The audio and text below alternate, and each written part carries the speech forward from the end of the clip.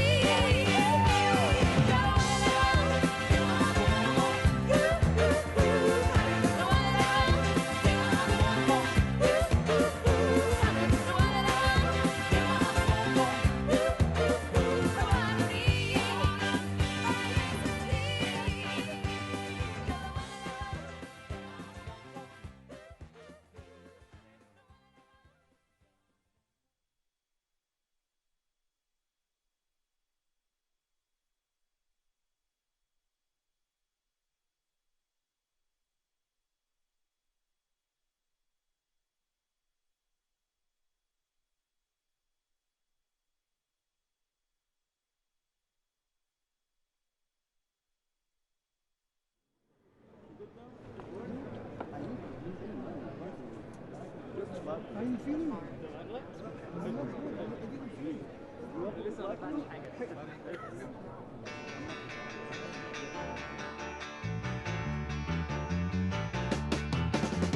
Lord Almighty, I feel my temperature rising.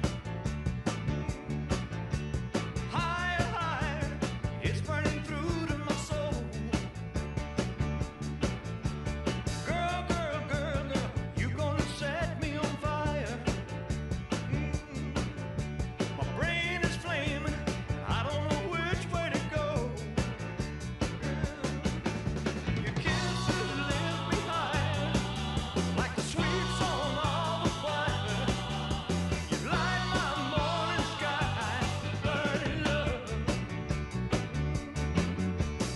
Ooh, ooh, ooh, I feel my temperature rising.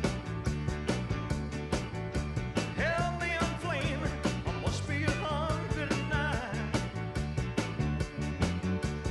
Burning, burning, burning, and nothing can cool me. Yeah.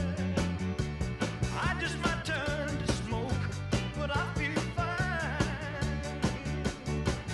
'Cause your kisses lift me higher, like the sweet song of a choir. And you light my morning sky, burning love.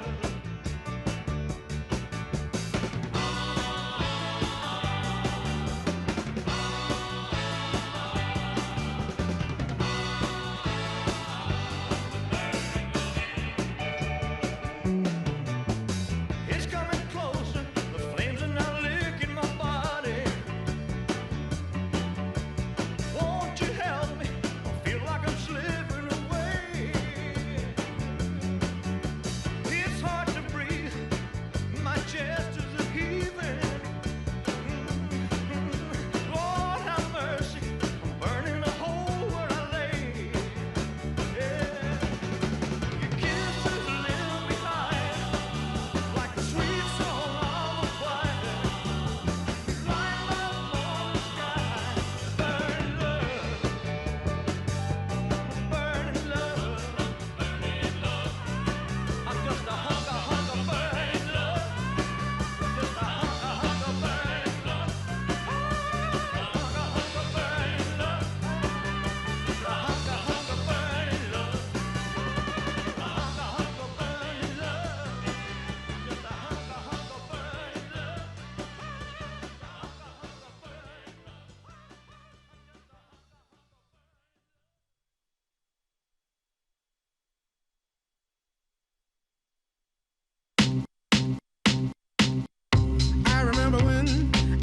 I remember when I lost my mind. There was something so pleasant about that place.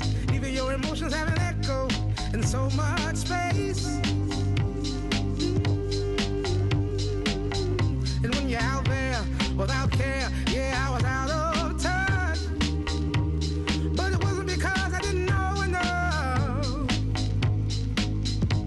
I just knew too much. Does that make me crazy? Does that make me crazy? Does that make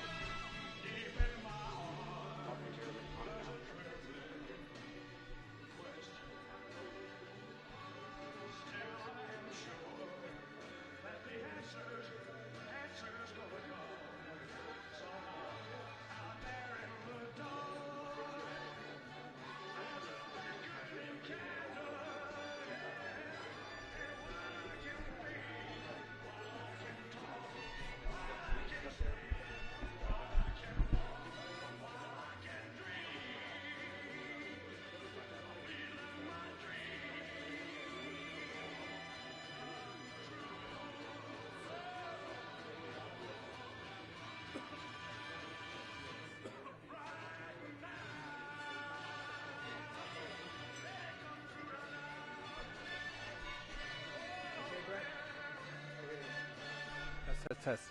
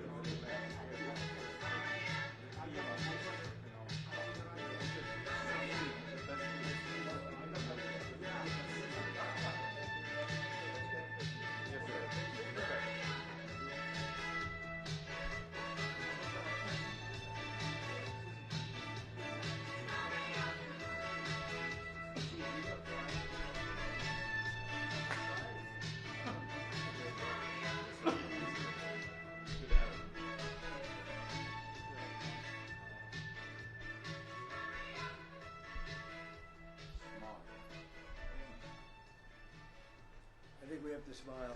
Yes. A lot of good things.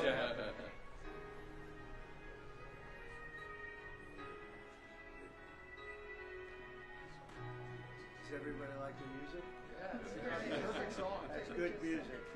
Does not steal your song. Should go to the YMCA. YMCA, yes. Everyone can dance.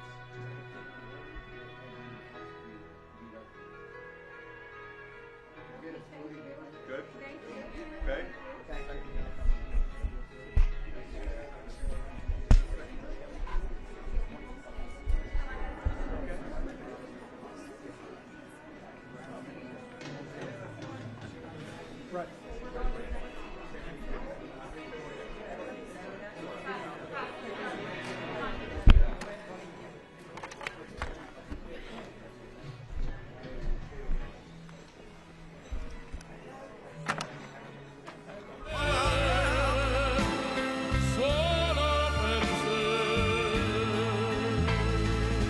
He's lost in the wilderness. It's a man's world. He's lost. E non si accorge che poi non l'ha più senso te. Ci vive solo per sé, solo per sé, solo per sé. This is a man's world.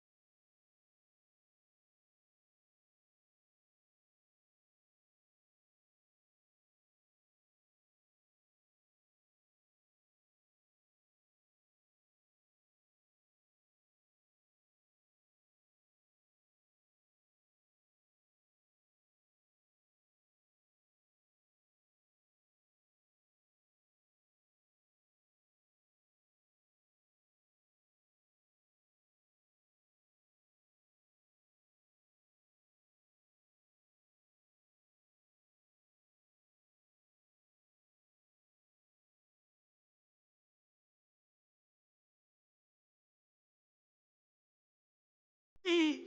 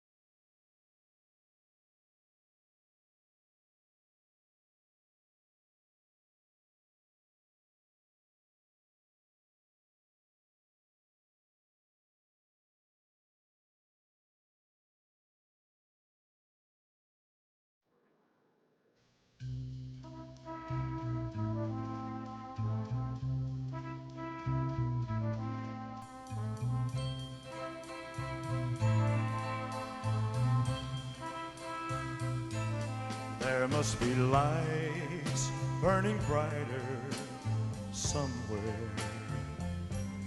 Got to be birds flying higher in a sky more blue.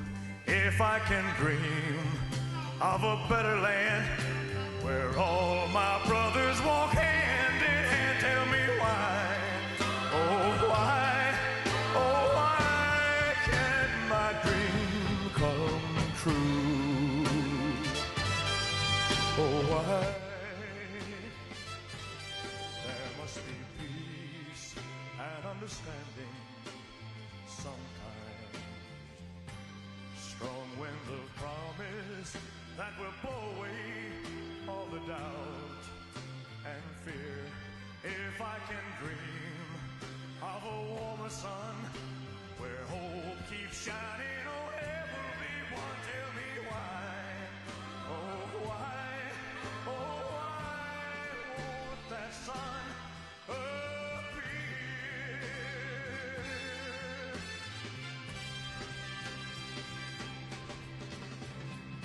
We're lost in a cloud with too much rain.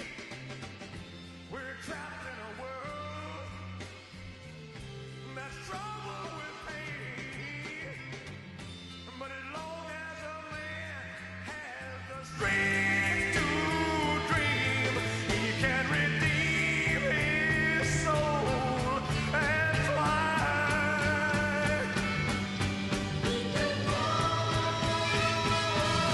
Deep in my heart, there's a trembling question. Still I am sure that the answer's gonna come.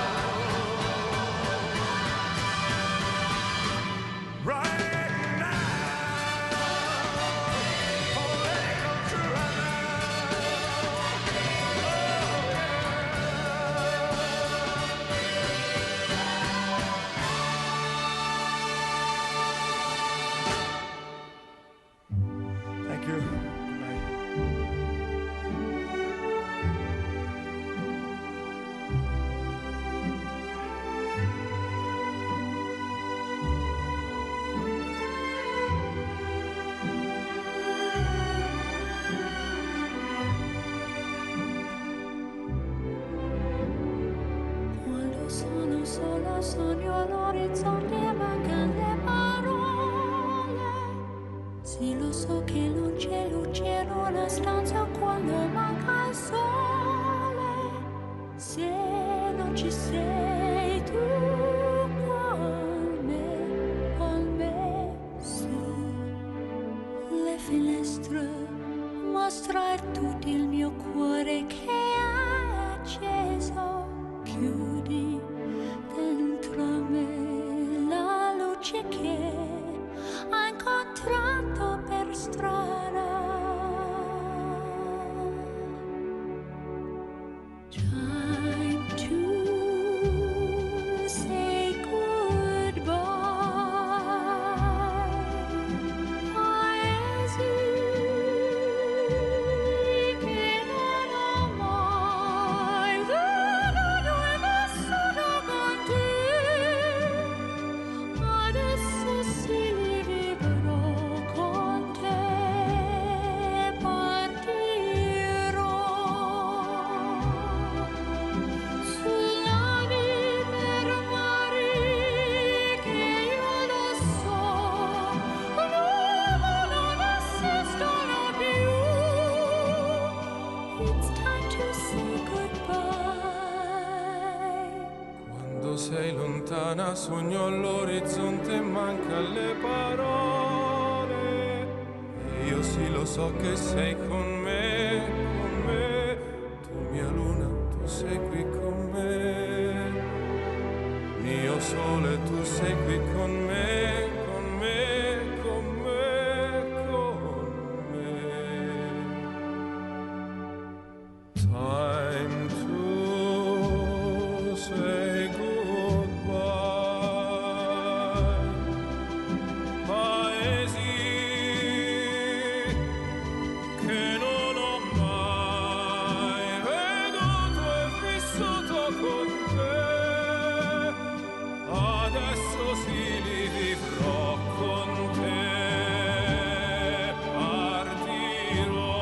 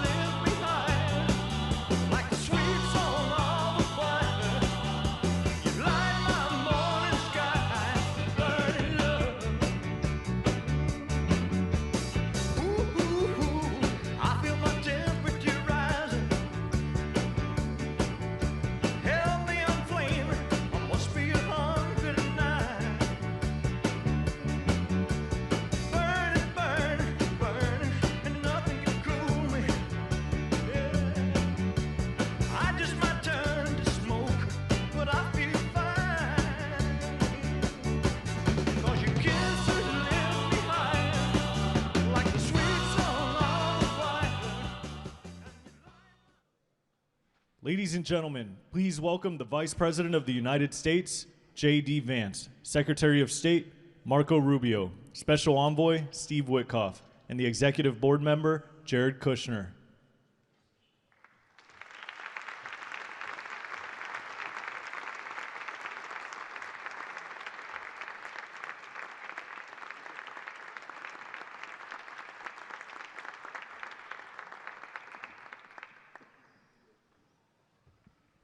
Ladies and gentlemen, please welcome the President of the United States, Donald J. Trump.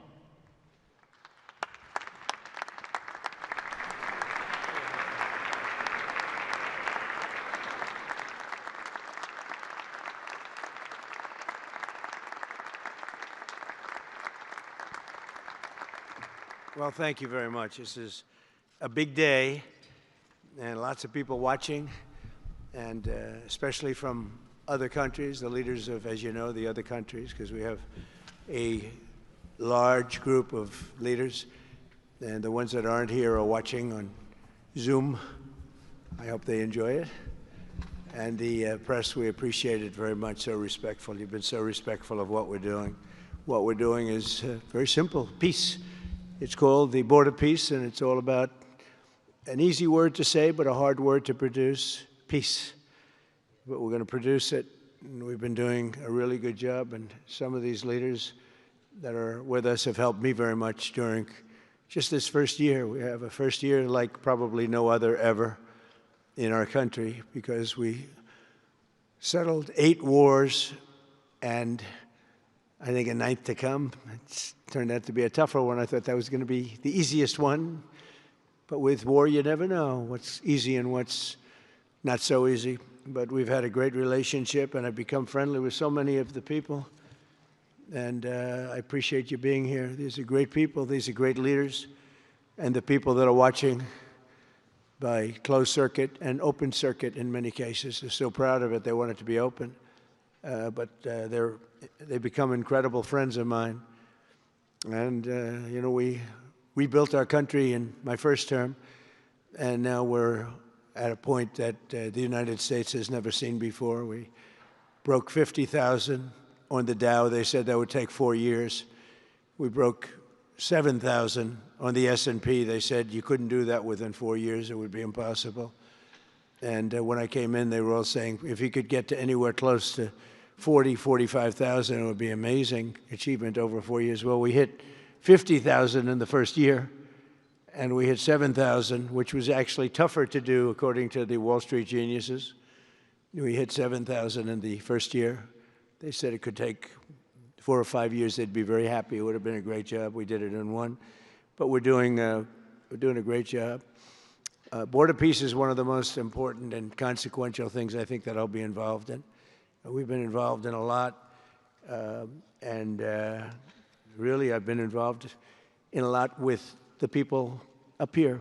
We work together on ending wars with their country.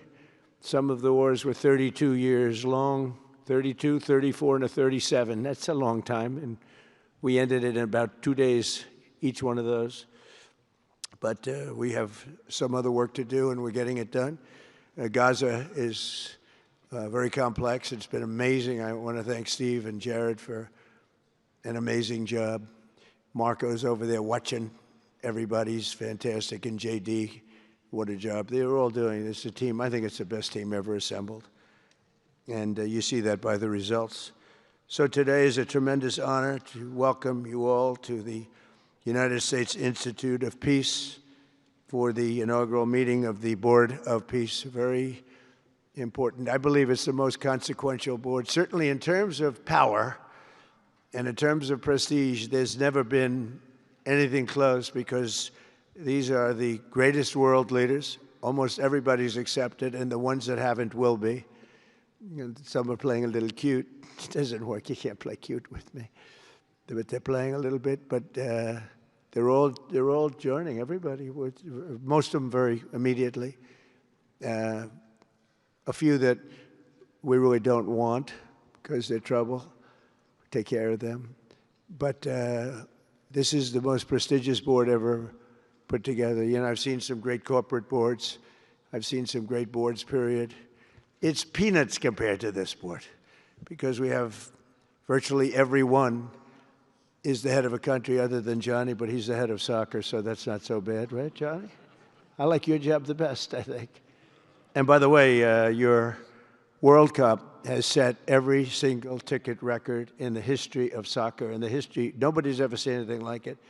The sales are virtually complete. Nobody's ever seen anything, so congratulations. You made a good decision. We did it together. Thank you, Johnny. Great guy. So I want to thank the many leaders and dignitaries who have traveled great distances and lengths for the important gathering that we're at right now.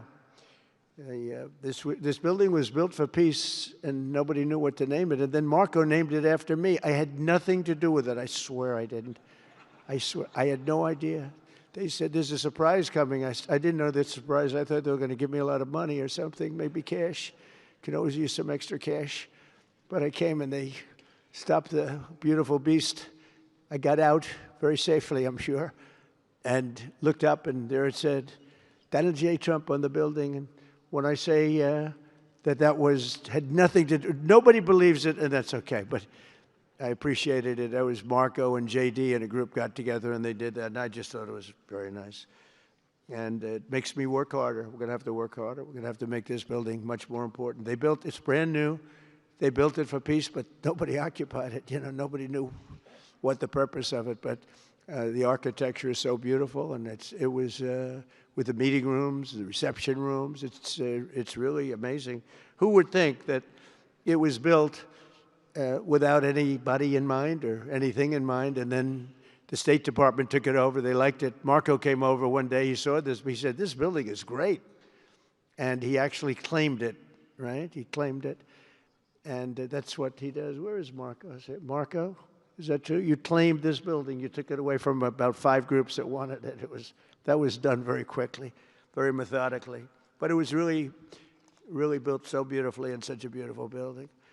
But we worked together to ensure the brighter future for the people of Gaza, the Middle East, and the entire world. I think that the Board of Peace, because it's mostly leaders and unbelievably respected people, but mostly leaders of Middle Eastern countries, countries from all over the world, and they've been very generous with money also. And the United States, which I'll say in a moment, is also very generous with money because there's nothing more important than peace. And there's nothing less expensive than peace. You know, when you go to wars, it costs you 100 times what it costs to make peace. We have a man at the end right there that's smiling because you learned that after 30 years of fighting, right? 30 years of fighting, we got it done. I want to thank you very much. That was a great thing you did. You and your new friend, they came to my office and they said, I've been fighting for 22 years. Now you're there for 23 years, right? But I've been fighting for 22 years. That's all I've done is fight this gentleman. And his counterpart was there for 7 years. He said, I've been there for 7 years. All I've done is fight this gentleman. And we had it worked out in about 24 hours, right? And it's been a good piece of that. I think they've become friends. I'm not sure I'm allowed to say that, but I think so. I think they've become friends, right? Right. Great. Stand up. Stand up. These are 2 tough cookies, too. You think that was easy? It wasn't easy. These are 2 tough people, good people, but tough people. But, you know, we're in the Oval Office, and we were getting near. But the one was at one side of the room. I have 2 chairs right in front of the desk, the beautiful, resolute desk. One's over here. One's on the other side of the room. I said, folks, could you get a little closer? Well, I don't. They felt very uncomfortable. You know, they've been killing each other for 32 years. So I say, can you get a little closer? After 1 hour, they were right next to each other. We made a deal. They hugged. They signed. And we had peace with 2 very important countries. And I'll never forget it. So they started off a little weak, and they ended up really strong. And you can be very proud of yourselves. It was a beautiful thing to see. Thank you. Look at that. Can you believe it? 32 years. Thank you. Thank you very much. But we're honored to be joined today by Prime Minister Rama of Albania. President, where is President Millet? You're another one, I'll tell you.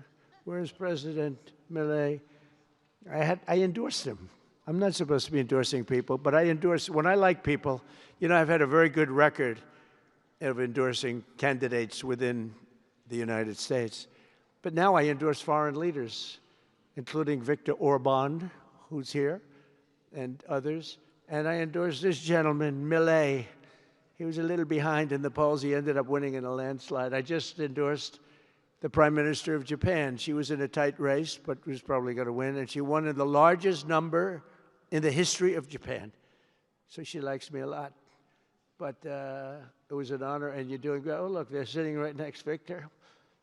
I think, but ultimately, I think I'm going to end up endorsing. Hey, look, as long as it works, it's okay with me. But the endorsement seems to be working in foreign countries, too, so that's good. But nice to have you both, Victor. Nice to have you both. Very proud of you. The Prime Minister of another, really just a great guy, Pashinyan of Armenia.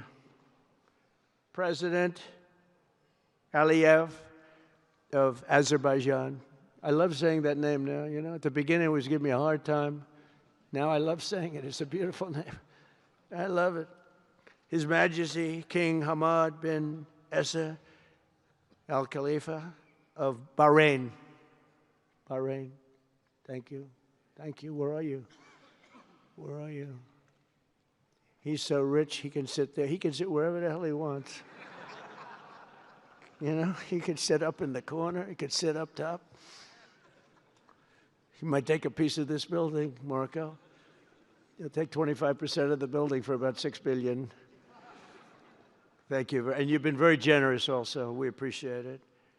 Prime Minister Hun Manet of Cambodia. Raise your hand wherever you may be.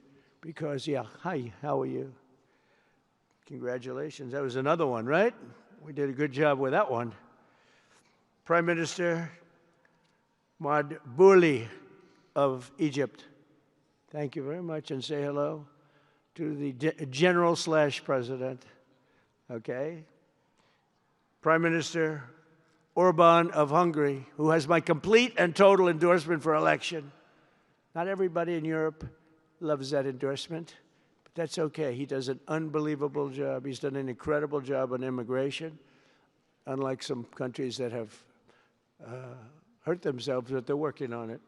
But I just want to let you know, you have my total and complete endorsement, and I'm putting it out. I already did, but I'm putting it out again.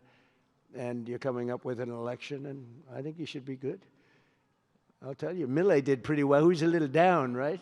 And then he ended up winning in a landslide, so that's pretty good. You're going to do great, Victor. Thank you very much for being here. Appreciate it. You run a great country. A man that I really like a lot is, he's definitely tough. I don't want to fight him. President Prabowo of Indonesia. Thank you very much. Please, this is a big guy. I tell you, I said, how many people in Indonesia? He said, like 240 million. I said, no, say it again. How many? It's a big country you have. And you do a great job and respected by everybody. And thank you very much for being here. Thank you very much, Mr. President. President Tokayev of Kazakhstan, thank you very much. What a country that is. It's a wonderful country and a rich country, in case anybody has any question. We have some very rich people here today. President Osmani of Kosovo. President, thank you very much. Great job you're doing, too. Thank you very much. Prime Minister Sharif, I like this man, of Pakistan, because there was some fighting going on when I got to know him, and your Field Marshal, General, great general, great Field Marshal, a great guy. And I got to meet the Prime Minister. And he said in front of our Chief of Staff, Susie Wells, who's right here, he said, you know, nobody knows this, but I believe that President Trump saved 25 million lives when he stopped the war between us and India, right? You made that statement? I said 25 million lives, could have been much more actually. But it was really a beautiful thing. You said that in front of a group of people they walked out. They don't think about it, but you're talking about that kind of lives. That war was raging. Planes were being shot down, right? And it was Pakistan and India. And I got on the phone with both of them, and I knew them a little bit. I knew Prime Minister Modi very well, actually. I got to know Pakistan through a little trade. They were trying to make too good a deal, and I got a little upset with them. And in the end, they got what they wanted, right? And they made a good deal. And I got to like them, the Prime Minister, the Field Marshal, who's a tough man, good fighter, right? Good, serious fighter. I like good fighters, actually. And when I heard that they were fighting, I picked up a certain newspaper. I won't tell you which one, because it's fake news generally. But I picked up this newspaper, and I saw that Pakistan and India were really going at it. And then it got worse and worse, and many planes were shot down. It was all out. And I called them, and I said, listen, I'm not doing trade deals with you two guys if you don't settle this up. They said, no, that has both of them. They didn't want to do that. I said, no, it has to. If you don't do it, I'm not doing a trade deal. We're not doing a trade deal. And they do a lot of business with the United States, and they sort of softened up all of a sudden. And all of a sudden I read where there was a little bit of a pullback by one, then the other, and all of a sudden we worked out a deal, right? But I said, if you fight, I'm going to put 200% tariffs on each of your countries, which essentially makes you not allowed, you can't do any business. One of them, I won't say which one, said, no, can't do that. They both wanted to fight. But when it came to money, it's not like money. When it came to losing a lot of money, they said, I guess we don't want to fight. And we solved that deal in 2-3 days, right? And we did. We said, these are two very powerful nations. These are two nuclear nations.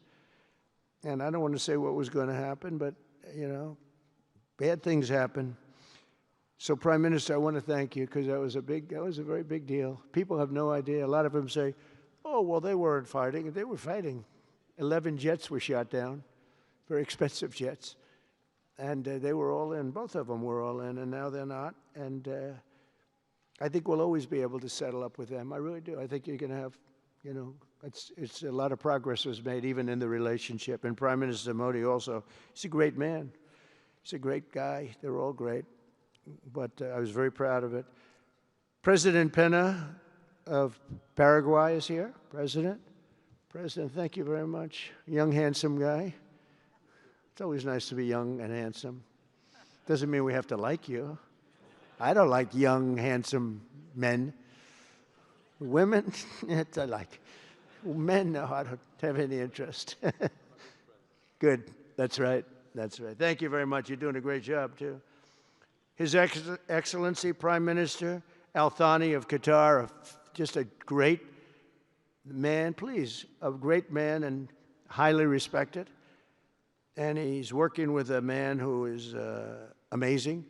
I always say he needs a public relations agency, because you do so much good and they have you down as evil.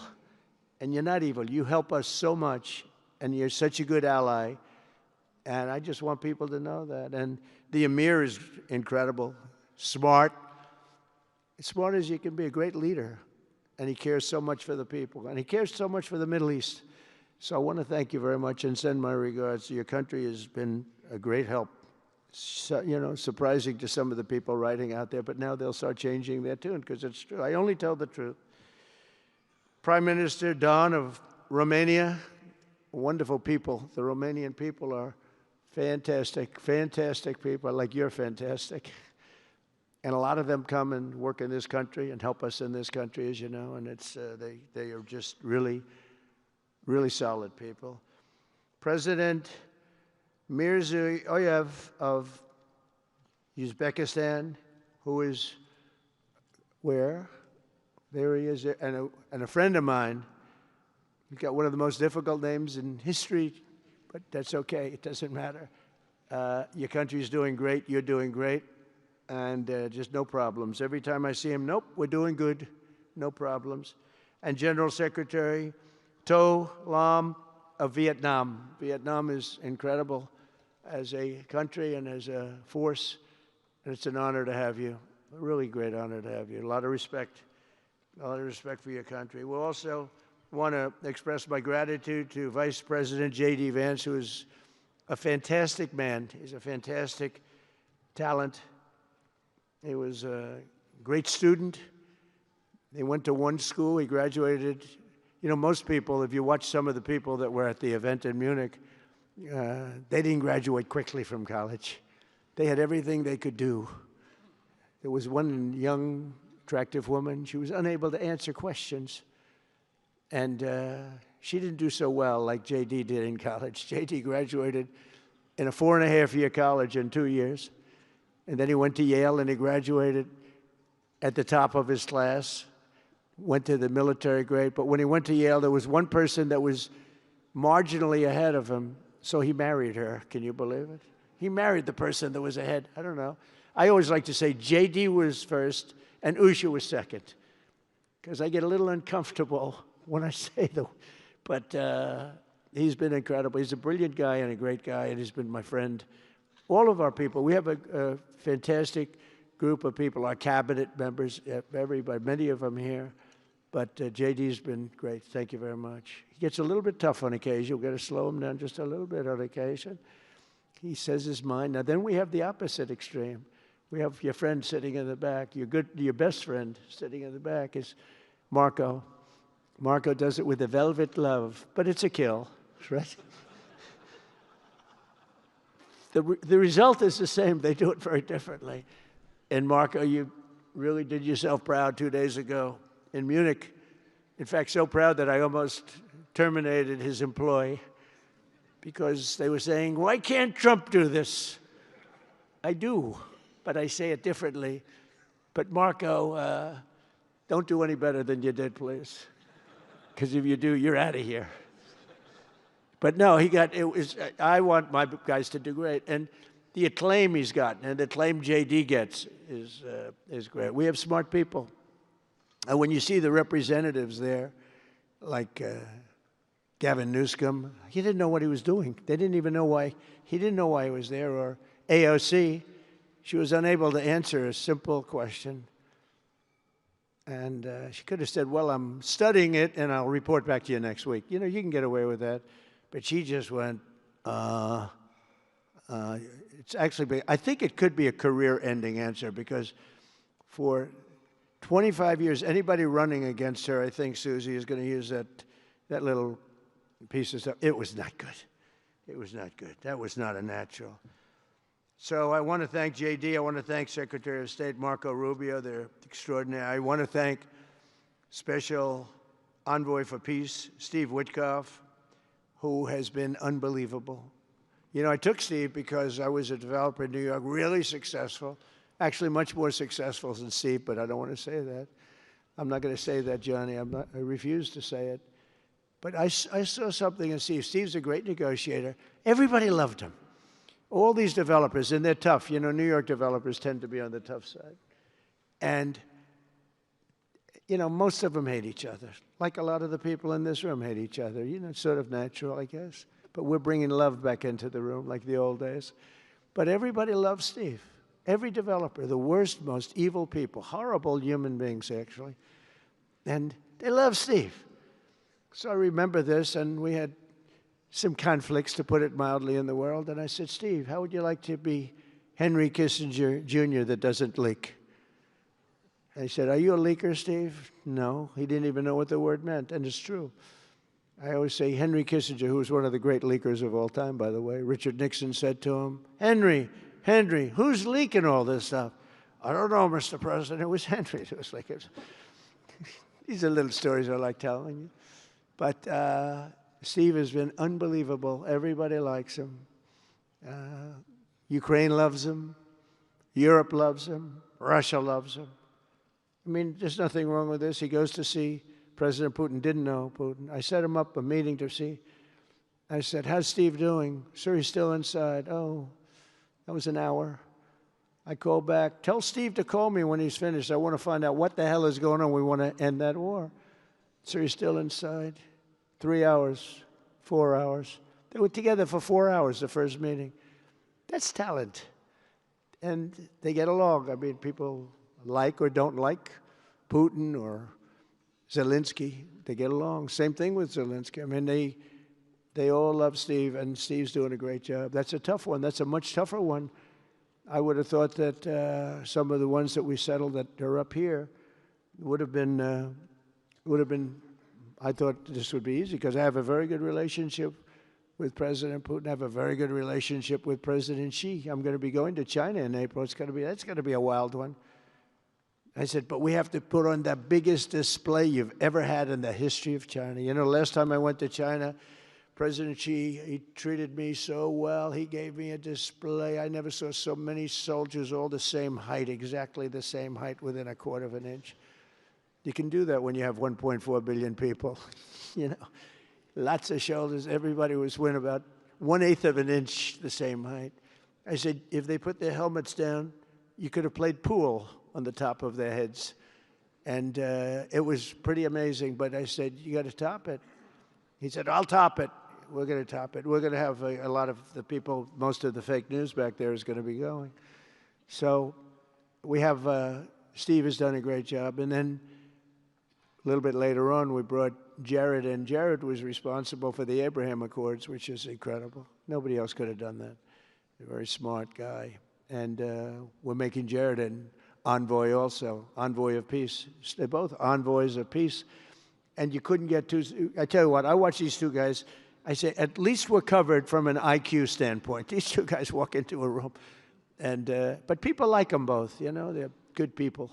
And they like them both. And they've had some very good meetings. They've had some very interesting meetings having to do with, as you know, Iran is a hot spot right now. And they're meeting, and they have a good relationship with the representatives of Iran. And, you know, good talks are being had. It's proven to be, over the years, not easy to make a meaningful deal with Iran. We have to make a meaningful deal. Otherwise, bad things happen.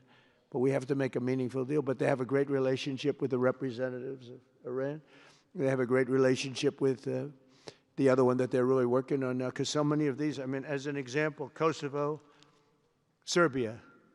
I did that one. Could you stand up if any of you guys are, when you're here, just stand up for a second. Kosovo, Serbia. Stand up. What a job. Thank you very much. We appreciate it. So good. And you're getting along. And when you don't get along, you'll call me, and we'll get it solved, right? We'll get it solved. Thank you very much. Really good. And then again, Pakistan and India. That was a big one. And just, I think you should actually stand. Come, please. Stand just for a second. Pakistan and India, thank you very much. And I spoke to Prime Minister Modi. He's excited. He's watching us right now. Egypt and Ethiopia. We're going to get that. You know, there's a little dam that got built. Little dam, like maybe the largest dam in the world. Built and financed, of course, by the United States brilliantly. And having a little trouble getting water to the Nile. It's not, that's a tough situation, but we're going to get that solved. Armenia and Azerbaijan, we talked about. And again, thank you, fellas, very much. Great job. Great job. Thank you. Cambodia and Thailand. So incredible what you did, that you got together and it all worked out. They're watching right now on closed circuit. Thank you very much, and thank you. That was a big one, Cambodia and Thailand. These are nasty fighters, I have to tell you. These fighters are nasty. Now we talk about, you talk nasty fighter, you're nice guys compared to this. Congo and Rwanda. That was, and we've got them pretty peaceful. There's little flare-ups every once in a while. I'll get a call once a week. Sir, there's a flare-up in the Congo again. We'll get it straightened out, right, Susie? We'll get it straightened out. And Israel, as you know, with, you could say Israel and numerous countries if you want to really know the truth, but Israel and Iran, and we'll see where that goes. But when you think of Israel, we've done the biggest thing of all. We have peace in the Middle East right now. That's bigger than people said it couldn't be done. For 3,000 years, they've been talking about Middle East. They said it couldn't be done. And you look at what's happened in Gaza. And one of the keys to it was when we took those beautiful magnificent. We just ordered 22 more of them. Updated model. The B-2 bombers are incredible. I never understood the B-2 bomber. I'd watch, it's a wing. And I've never quite understood that, Johnny. I'd look at it, I'd say it was beautiful, but what does it do? It carries very big bombs. And it went into Iran, and it totally decimated the nuclear potential. And when it decimated that, all of a sudden we had peace in the Middle East because there was a black cloud hanging over the Middle East, and if that wasn't done, that cloud would have been there. And countries like Saudi Arabia, countries like Qatar, countries like, nobody could have signed. You would have had that threat. Nobody could have had, you couldn't have had peace in the Middle East. So now we may have to take it a step further, or we may not. Maybe we're going to make a deal. You're going to be finding out over the next probably 10 days. But this meeting today is proof with determined leadership, nothing is impossible. When I took office, the war in Gaza was raging with thousands of people being killed and no end in sight. Today, thanks to unrelenting diplomacy and the commitment of many of the great people in this room, we have 59 countries signed up on Gaza. Think of that. We have, it's amazing. But all the people, many, really so many in this room, the war in Gaza is over.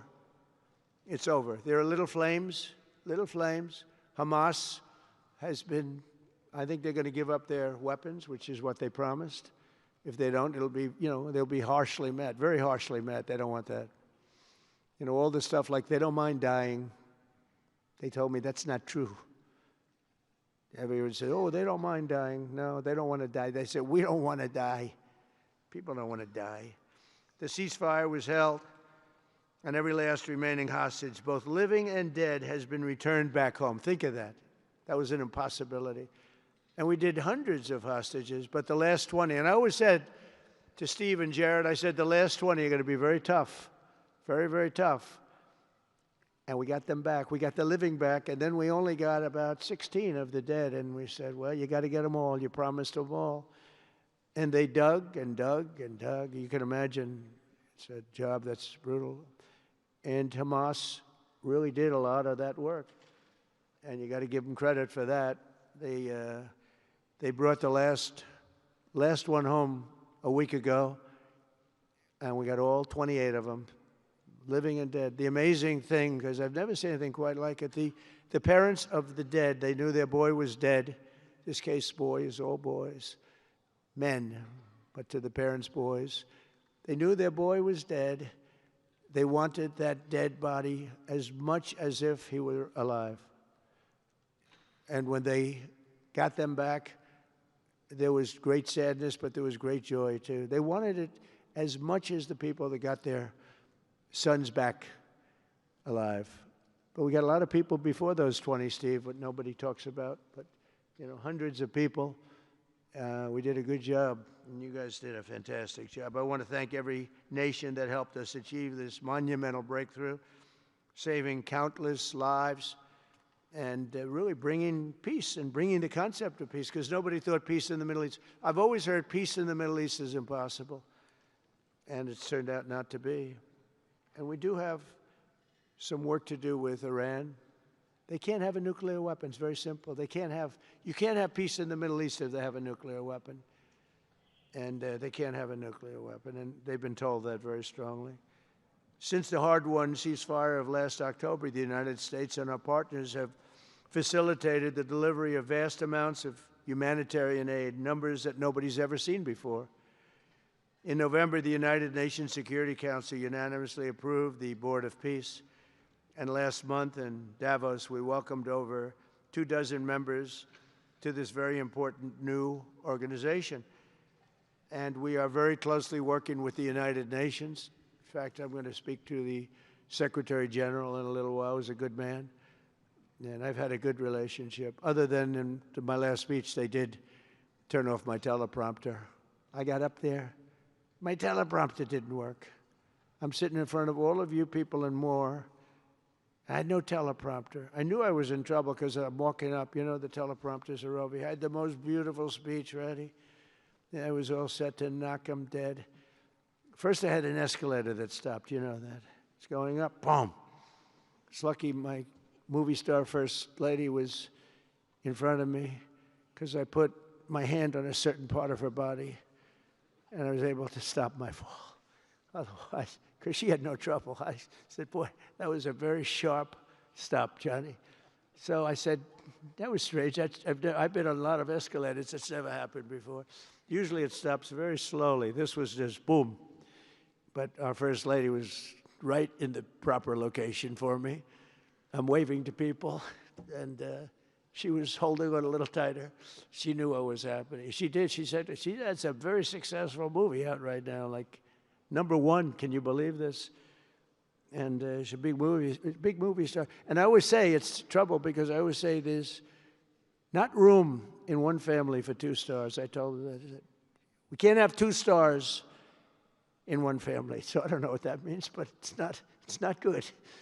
But it is good because we're proud of her. She did people in the United States love the First Lady, and she did the movie, and it's become the biggest selling documentary in 20 years. Can you believe? The theaters are all packed. Women especially, they go back and they see it 2 or 3 times, 4 times. But together we're committed to achieving a Gaza that is properly governed throughout. The whole area is going to be, so many countries that have really nothing to do with the Middle East, but they're maybe somewhat close by. They're all involved. They want to go in and fight. They tell me all the time, we'd like to send soldiers to fight if it's necessary. And I don't think it's going to be necessary. We have 2 countries that want to go in and do a number on Hamas. I said, I really don't think I hope it's not going to be necessary, because they made a promise, and they promised me, get rid of their weapons. Looks like they're going to be doing that, but we'll have to find out. But it's no longer a hotbed of radicalism and terror.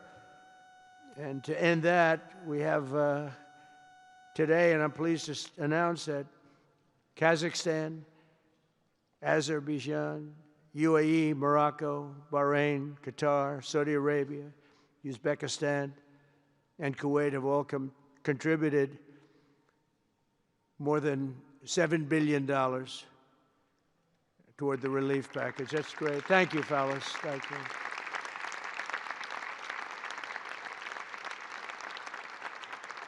And many more are contributing, too, so the numbers are, this just started. This is our first meeting. But every dollar spent is an investment in stability and the hope of new and harmonious. It's a region that's so important, it's so vibrant, it's so incredible. The people are so incredible, but we want to have a harmonious Middle East. The Middle East is amazing. So many friends in the Middle East, they're so smart. Sometimes they're too energetic. That's the a lot of people aren't energetic. Sometimes they're a little bit too energetic. These are great people. The world is now waiting on Hamas, and that's taking place, and it's the only thing that's right now standing in the way. We have Lebanon with certain things that we're working on that are very important. We have to solve the problem of Lebanon, but it's relatively small in terms of what's been done. And again, the key was getting rid of the nuclear potential, because Iran would have had a nuclear weapon based on everything we found out since within 1 month. We can't let that happen. So many of our friends in Europe are attending today, and we're eager to have them become full members. They all want to become full members, and we've had a great response from Europe. And Europe is, it's where I come from, where so many people come from that are in the United States. But we have a great relationship with Europe. We have a great head of NATO. He is a fantastic man, and he's doing a great job, really great job. I'm excited to announce that Norway has agreed to host an event bringing together the Board of Peace. Oh, I thought when I saw this note, I'm excited to announce that Norway, I thought they were going to say that they're giving me the Nobel Prize. Oh, this is less exciting. Oh, it says, I'm excited to announce that Norway, and I'm saying, oh, great, I'm getting the Nobel Prize, finally. Finally, they got it right. But I don't care. I don't care about Nobel Prize. I care about saving lives, just so you understand. We play and we all, do what we have to do. I only have one thing. I don't want to see people killed from parts of the world that are very far away from the United States. And if I have an ability to turn off wars, I want to use that ability, because it's people. Millions of people. It's like the Prime Minister said, 25 million people maybe. And that's a small number compared to what it could have been if you really think about it, right? No, I want to save lives, and I don't care about prizes. And the UN Office for Coordination of Humanitarian Assistance is raising $2 billion for the support of Gaza. Additionally, Japan has just committed to host an aid fundraiser, which will be a very big one. It's already successful. We know some of the numbers that are being talked about, which will be attended by other nations in the region, including South Korea, the Philippines, Singapore, and others. And I know that China is going to be involved, and I think Russia is going to be involved. I think they will be. I want to have everybody, get all sides, because it doesn't help when you have all sides with one ideology. You have to have everybody together for this. I'm also pleased to announce that FIFA will be helping to raise a total of $75 million for projects in Gaza. And I think they're soccer related, where you're doing fields and you're getting the greatest stars in the world to go there. People that are bigger stars than you and I, Johnny. I hate to say it. You know, I met one of your great stars who came to the White House, as you know. And my son was very excited. These are great people. These are great people. And Johnny's going to bring the stars to the area. And they're really known. People in Gaza know every one of them, right? You know? So it's really something. And we'll soon be detailing the announcement. And if I can do, I'll get over there with you. I want to thank Johnny and FIFA for all of the wonderful things they did and are doing. They gave me their first Peace Prize. They gave me a Peace Prize. I think they saw that I got screwed by Norway, and they said, let's give him a Peace Prize. I mean, very good. Thank you, Johnny. I appreciate it. Johnny's very smart. He's very, very smart. The nations represented here today, just in closing, are not just contributing money. Some are also pledging personnel to help preserve the ceasefire and secure a very enduring peace. We have to have enduring peace. Having peace, knowing it's going to blow up in 2 weeks, doesn't mean anything. In particular, Indonesia, thank you very much. Indonesia. It's a great country. Thank you very much. Look at that man. Look how tough he is. You think it's easy dealing with him? Look at that face. You are a tough cookie. And we say it lovingly, too. We need strength. You say, see, he doesn't mind. He's tough and he's smart. And smart is more important. Morocco, thank you very much. Great. What you're doing is great. Albania, Kosovo, Kazakhstan have all committed troops and police to stabilize Gaza. Egypt and Jordan are likewise providing very, very substantial help, troops, training, and support for a very trustworthy Palestinian police force. We think we're getting some very good people on that police force. And, you know, it's peace in the Middle East. We have peace in the Middle East. Think of it. For years you've been hearing about peace in the Middle East, and everybody's saying it's impossible. All of these countries are working together around the vision of a Middle East that is free from the curse of extremism and terror. And now is time. And by the way, even people with extremism and preaching extremism, they're exhausted. They're tired. It's been going on for too many years. I don't care who you are. They're tired. They want peace. And now is the time for Iran to join us on a path that will complete what we're doing. And if they join us, that'll be great. If they don't join us, that'll be great too. But it'll be a very different path. They cannot continue to threaten the stability of the entire region, and they must make a deal. Or if that doesn't happen, I maybe can understand. If it doesn't happen, it doesn't happen. But bad things will happen if it doesn't. With the commitments announced today, the Board of Peace is proving that it does not just convene countries. It devises and implements, and real solutions happen. We've come up with solutions. This is so little talk. This is very little talk, all action. First time, it was always talk in the Middle East. People would talk about peace in the Middle East, and then they'd go home and they'd never even think about it again. Nothing would happen. We're providing a model for how responsible sovereign nations can cooperate to take responsibility for confronting problems in their own regions. The Board of Peace is showing how a better future can be built, starting right here in this room. And I want to let you know that the United States is going to make a contribution of $10 billion to the Board of Peace. Thank you.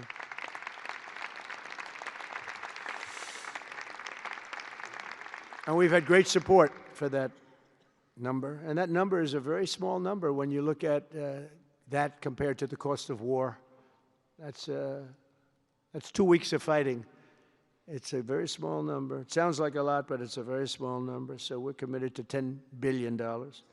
Together we can achieve the dream of bringing lasting harmony to a region tortured by centuries of war, suffering, and carnage. They say 3,000 years. And hopefully we can lift up the eyes of the world to envision how other intractable conflicts can be settled. So many conflicts, they'd say, are impossible to settle, and we get them settled. We got, of those 8 that we settled, most of them were said to be not settleable. And they not only got settled, they got settled within days. More impossible problems can be solved as we go along this very beautiful path. I think it's a beautiful path. I think it's such an important day. Even the weather's beautiful. We walk in, it's beautiful. Everything's beautiful. But the ancient wounds can be healed, and they are indeed ancient. This has been going on for so many centuries that our entire planet will be a better, safer, more beautiful, and more peaceful place for us all. We're going to be working with the United Nations very closely. We're going to bring them back. I think the United Nations has great potential, really great potential. It has not lived up to potential. The 8 wars, I never even spoke to them about one of them, and I should be speaking to them about all of them. Someday I won't be here. The United Nations will be, I think, is going to be much stronger. The Board of Peace is going to almost be looking over the United Nations and making sure it runs properly. But we're going to strengthen up the United Nations. We're going to make sure its facilities are good. They need help, and they need help money-wise. We're going to help them money-wise. And we're going to make sure the United Nations is viable. And you have some very good people at the United Nations, can do a good job. But as I said, I've said it for years, United Nations has tremendous potential. A lot of people didn't like what I said. They said, oh, you shouldn't say that because, you know, we don't care about the United Nations. No, it's really very important, and I think it's going to eventually live up to potential. That'll be a big day. So I want to thank everybody for being here. You're my friends. You're great leaders. You're great people. And I can honestly say, you know, you're strong leaders. You're tough leaders in many cases. And every single one that I'm looking at that's right here, I've gotten to know and I've gotten to respect. And really, you're friends of mine. And if I can help you at all, you let me know. But this is going to be something, the Board of Peace will be something that, the likes of which I don't think anybody's seen before. And thank you all very much. It's a great honor. I'm going to ask J.D. Vance to come up and say a few words. Thank you very much.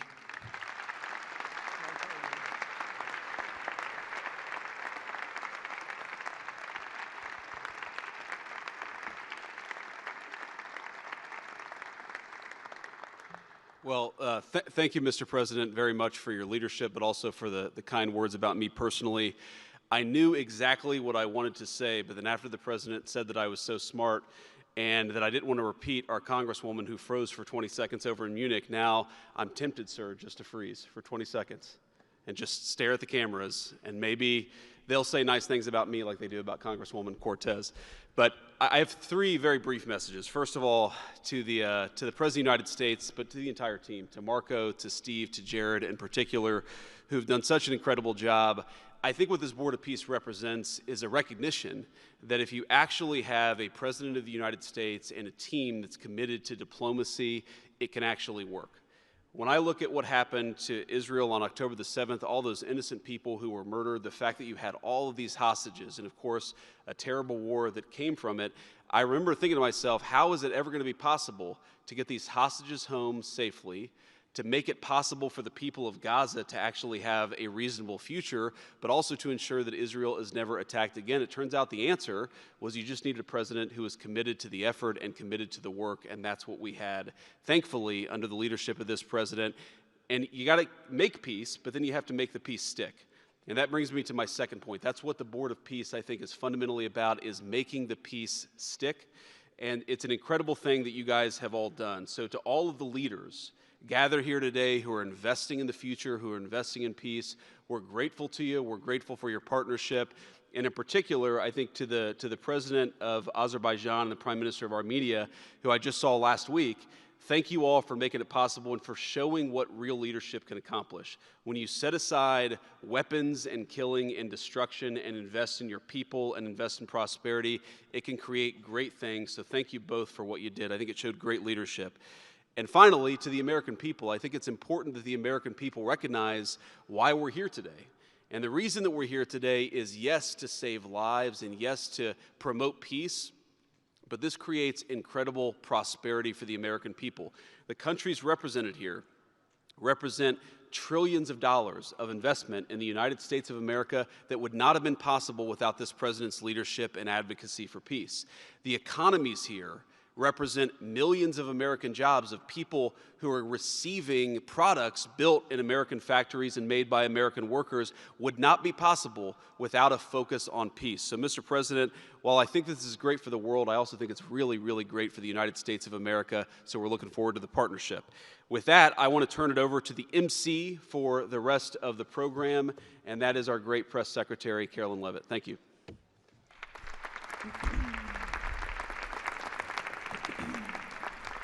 Well, congratulations, Mr. President and Mr. Vice President, for convening the first ever Board of Peace meeting, and we will now hear from our Secretary of State, Marco Rubio.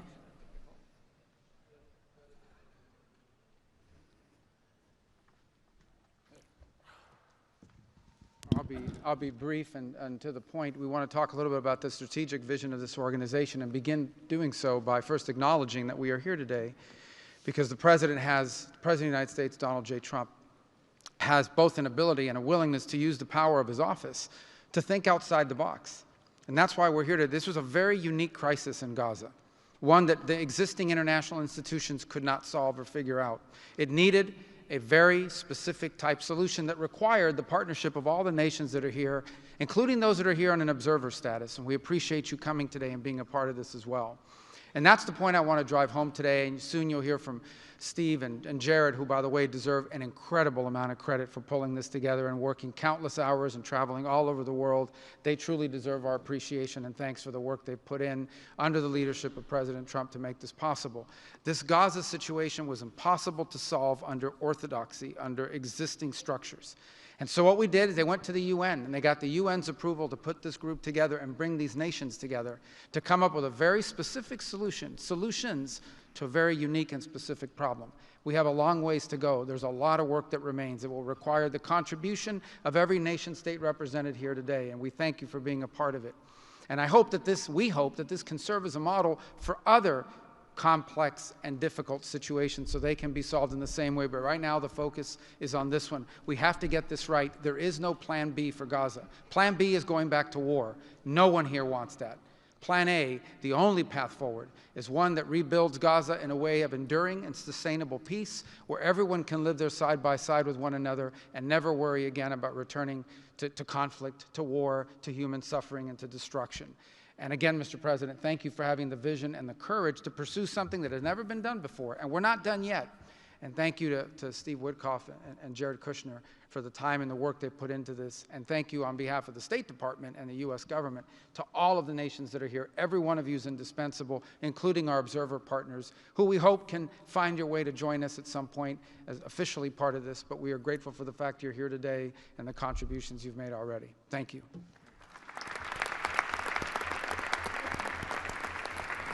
Thank you, Marco. We will now hear from our Special Envoy, Steve Whitoff.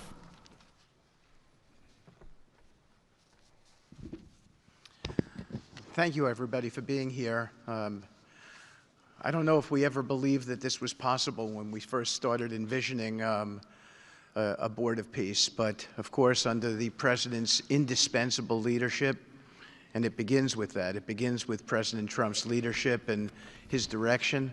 We are here today, and it's pretty amazing. I think we have some people to thank. We had an amazing partnership between the mediating countries, Qatar, Egypt, Turkey, Prime Minister Mohammed, You are an exceptional human being. You really are. Ali, thank you for everything you did. That's you right over there, Ali. Wherever Hakan is, Hakan, you were amazing. And so was Ibrahim and President Erdogan, and of course, to the Egyptians, Badr, I know you're smiling because we went through so much. And General Hassan was amazing. We all became friends here. And Prime Minister Sisi, President Sisi, pardon me, and so many others. But our team, JD, your insight, your counsel, and Marco, you're an amazing secretary, and it's a privilege to work for you. And Jared, you are my dear friend and the best partner I ever had. You are an amazing person. But Mr. President, it is my greatest honor to work for you. It is the blessing in my life. I've had many blessings. I don't have to be a practicing lawyer anymore, but this is my greatest blessing. But I also have to mention one other person who is important to this discussion. Oh, the Israelis, I forgot. Prime Minister Netanyahu. Without him, much wouldn't have been accomplished as well. And that's really important that we acknowledge him here today, and Ron Dermer. But a person who doesn't care much about the acclaim, we have to acknowledge too, and that's you, Susie. Because I would come back and you would say to me on every trip, what can I do for you? This matters. And you are an inspiration for all of us. So I thank everybody, and let me get on to, am I going on to the next slide? Sure. Caroline? Sure. Okay. So with regard to the hostages, we're here today, again, I say it, I know it sounds redundant, but we're here today because of President Trump. Without him, none of this was possible. There were 251 hostages.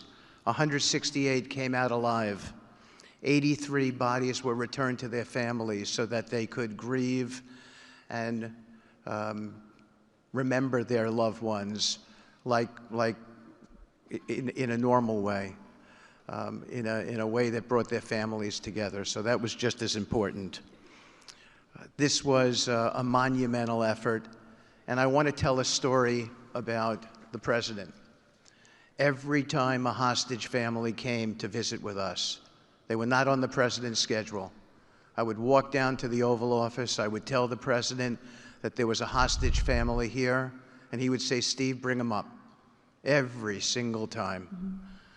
And when we got the last 20 out, we had a celebration at the White House, and I could see the emotion on the President's face.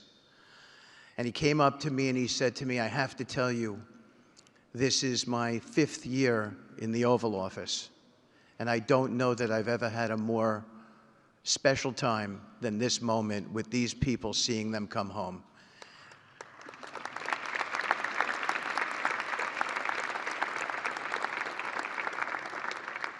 And I said to the President, you have to look around because none of them would be home without you, sir.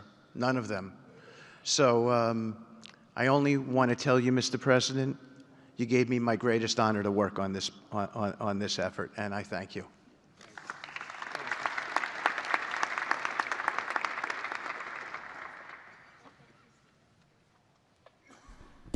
Thank you, Steve. Now you're going to hear directly from the team that has been tasked with implementing President Trump's 20-point plan for Gaza, beginning with our ambassador to the United Nations, Mike Waltz.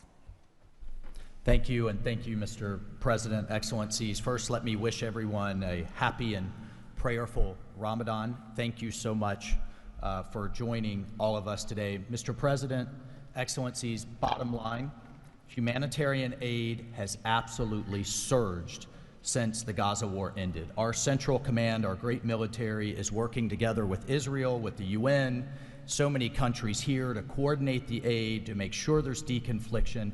Over 70 countries now are participating in our Civil Military Command Center, and here are the results. Aid is up.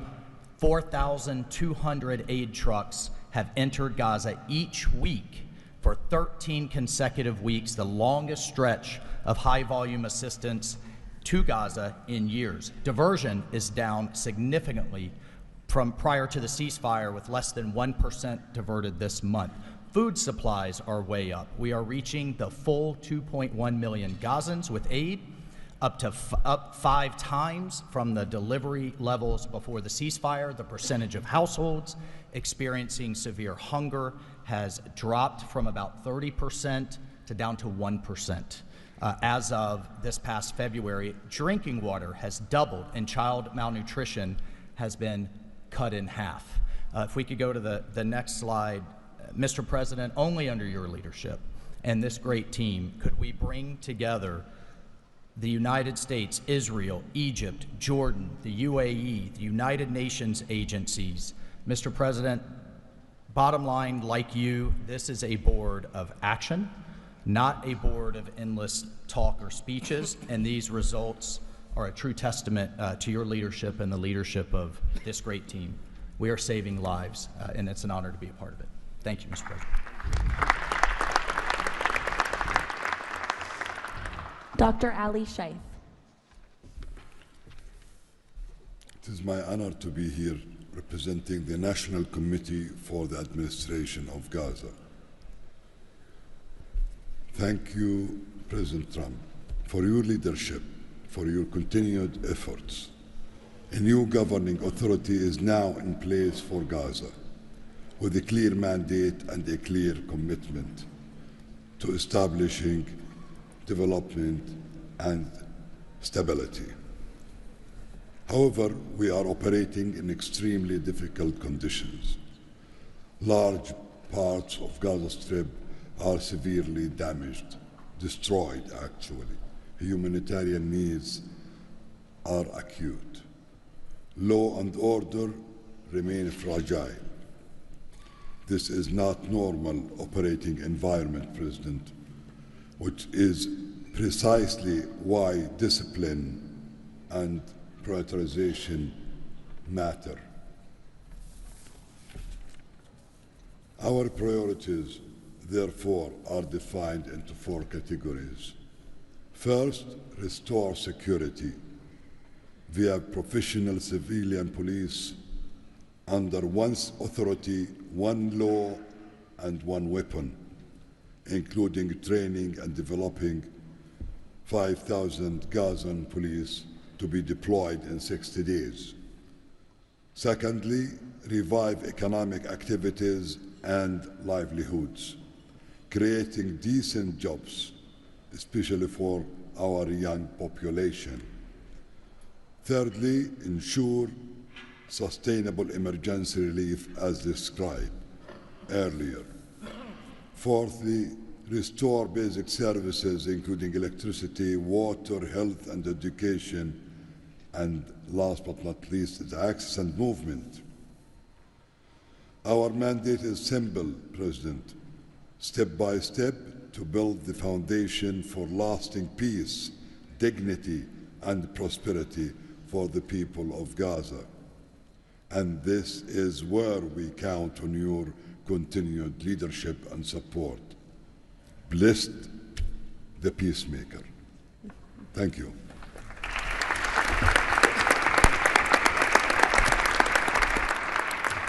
Thank you. Now, Nick Mladenov.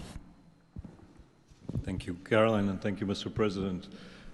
Today, we're very happy to announce that we're creating the Office of the High Representative for Gaza of the Board of Peace, which will be there to support, to guide, and assist the National Committee for the Administration of Gaza, hopefully removing the roadblocks that they will be facing in taking over civilian and administrative control of the Gaza Strip.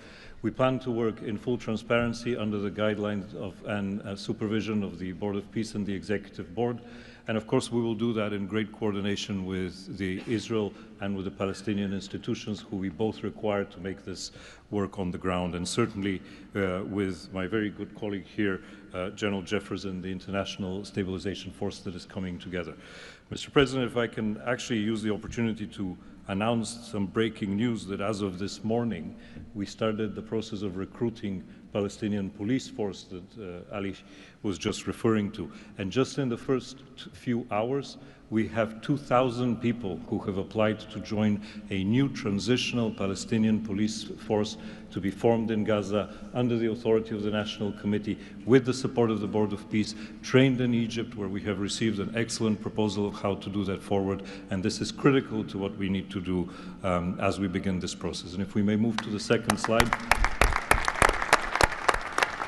It is this Palestinian security force under the authority of the National Committee for the Transition Period that will allow us to ensure that all factions in Gaza are dismantled and all weapons are put under the control of one civilian authority.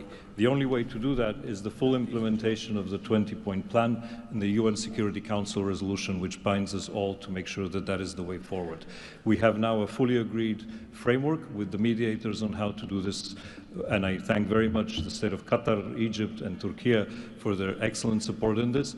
We now need to move forward on communicating it and negotiating the details of the implementation plan with the factions on the ground. But rest assured to all of you that we're on the right track, and if I can ask one thing of all of us, is to make sure that we have one message. There is no other option except the full demilitarization and decommissioning of all weapons in Gaza for reconstruction to begin and for people to have a new way of life going forward. Thank you.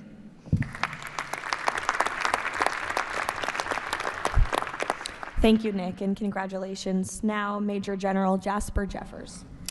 Thank you, Caroline, Mr. President. It's an honor to be here today as the ISF commander. The ISF will do two things: stabilize the security environment in Gaza and enable civilian governance as established by the National Committee. For the last few months, we've had a team on the ground of U.S. military experts preparing the infrastructure for the ISF. This team's already operating from a combined joint operations center that's going to be the headquarters for the entire ISF. As you can see on our map, our plan is for the ISF to be assigned in 5 different sectors, each sector receiving 1 ISF brigade.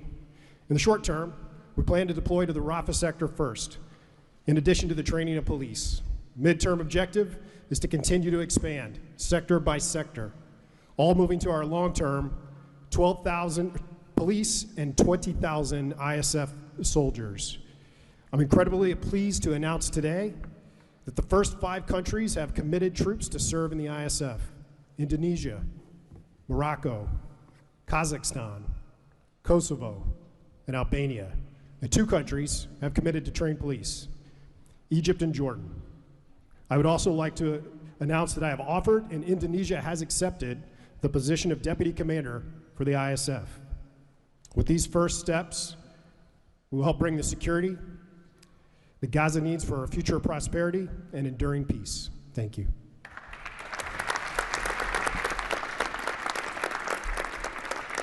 Thank you, Major General. Mr. Tony Blair. For decades, Gaza's governance has been characterized by extremism, corruption, ineffective institutions, and the complete absence of a route to prosperity for the Gazan people. Yet, as President Trump recognized, its potential has always been vast.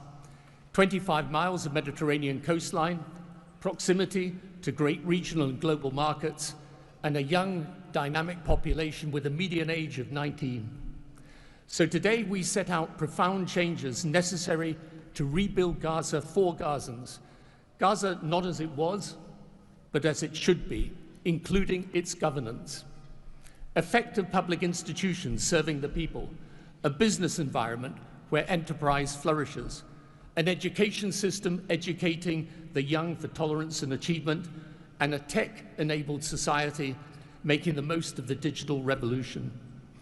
This is a vision of Gaza as part of a Middle East at peace, not a phony piece of declarations no one means and agreements no one intends to keep, but a genuine commitment to a region where, whether you're a Muslim, Jew, Christian, of any faith or none, you can rise by your own efforts and feel your government by your side, not on your back. That is the vision behind President Trump's 20-point plan for Gaza, and it remains the best, indeed the only hope for Gaza, the region, and the wider world.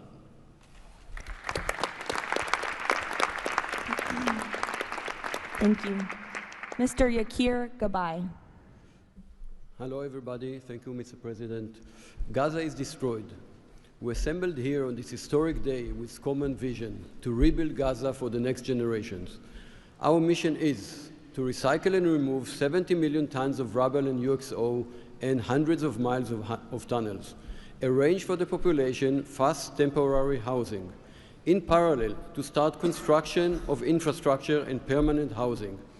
We have a detailed master plan for housing and infrastructure of modern schools and hospitals, manufacturing and agriculture, roads and trains, water and energy plants, logistic hubs, telecom, tech and data centers, sports and leisure facilities, seaport and airport, and much more. We lined up many regional contractors who build housing for millions of people in the Middle East. They will join the massive redevelopment with competitive pricing. The funding is ready and will be invested in a free economy. The local population will build their own cities, which will create hundreds of thousands of jobs and will revive the economy. The Gaza coastline is 26 miles long. It can be developed as a new Mediterranean Riviera with 200 hotels and potential islands. The value goes to the Gazans through the Gaza Sovereign Fund. This plan is all subject to a full disarmament of Hamas. Thank you very much. Together we will make this vision into a reality.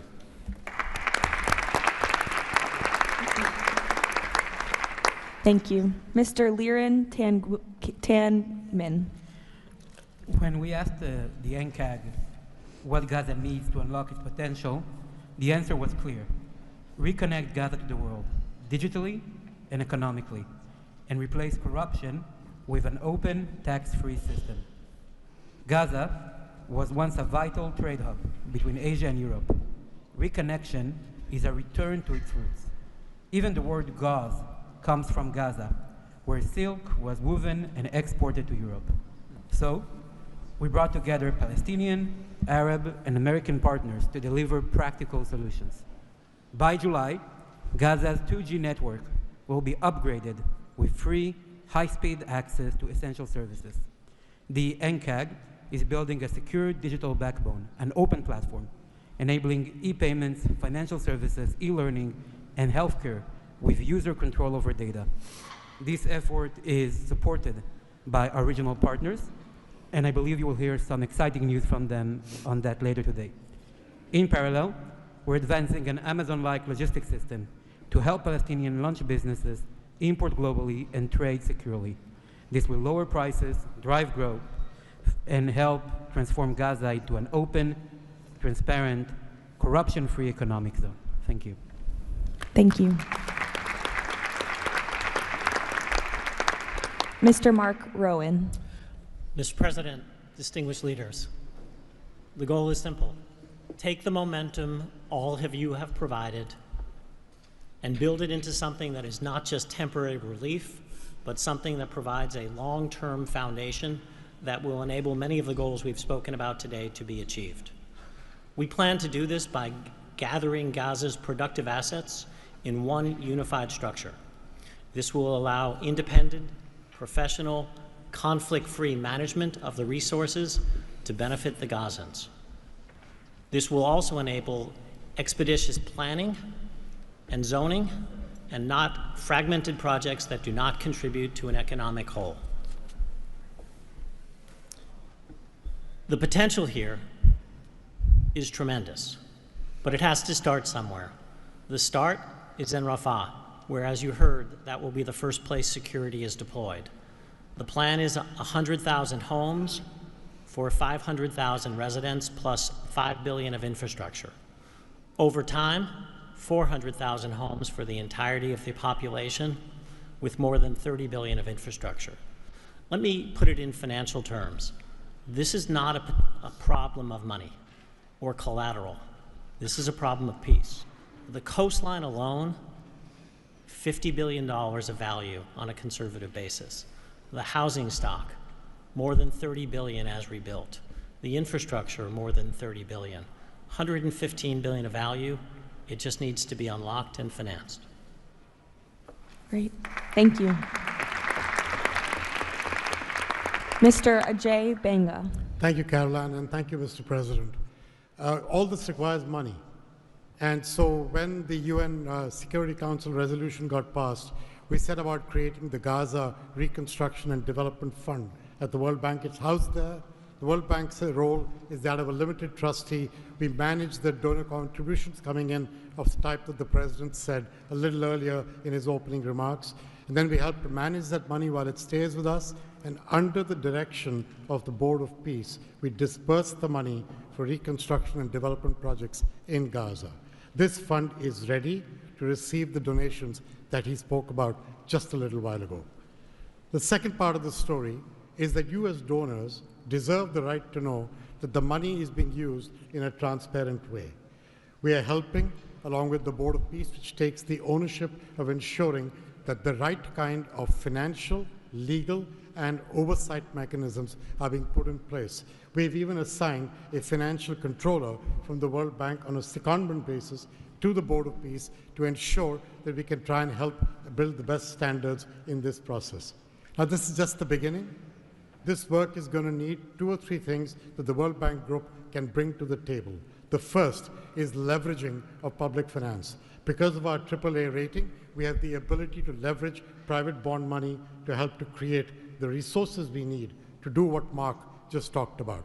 The second is we can de-risk private investing. And the third is we have people on the ground and expertise and knowledge of doing this kind of work in other markets. We want to be not an armchair critic of a process, but an active participant in giving Gazans and people in the region the opportunity of the lives they deserve the one time we get the chance. So thank you again.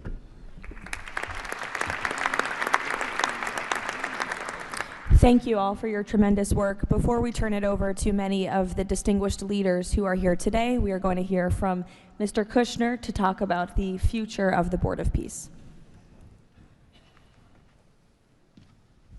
Thank you, Caroline, and thank you, Mr. President, Mr. Vice President, Secretary Rubio. We cannot change the past, but I think that what you're seeing today is that we can potentially change the future if we focus and do this in the right way.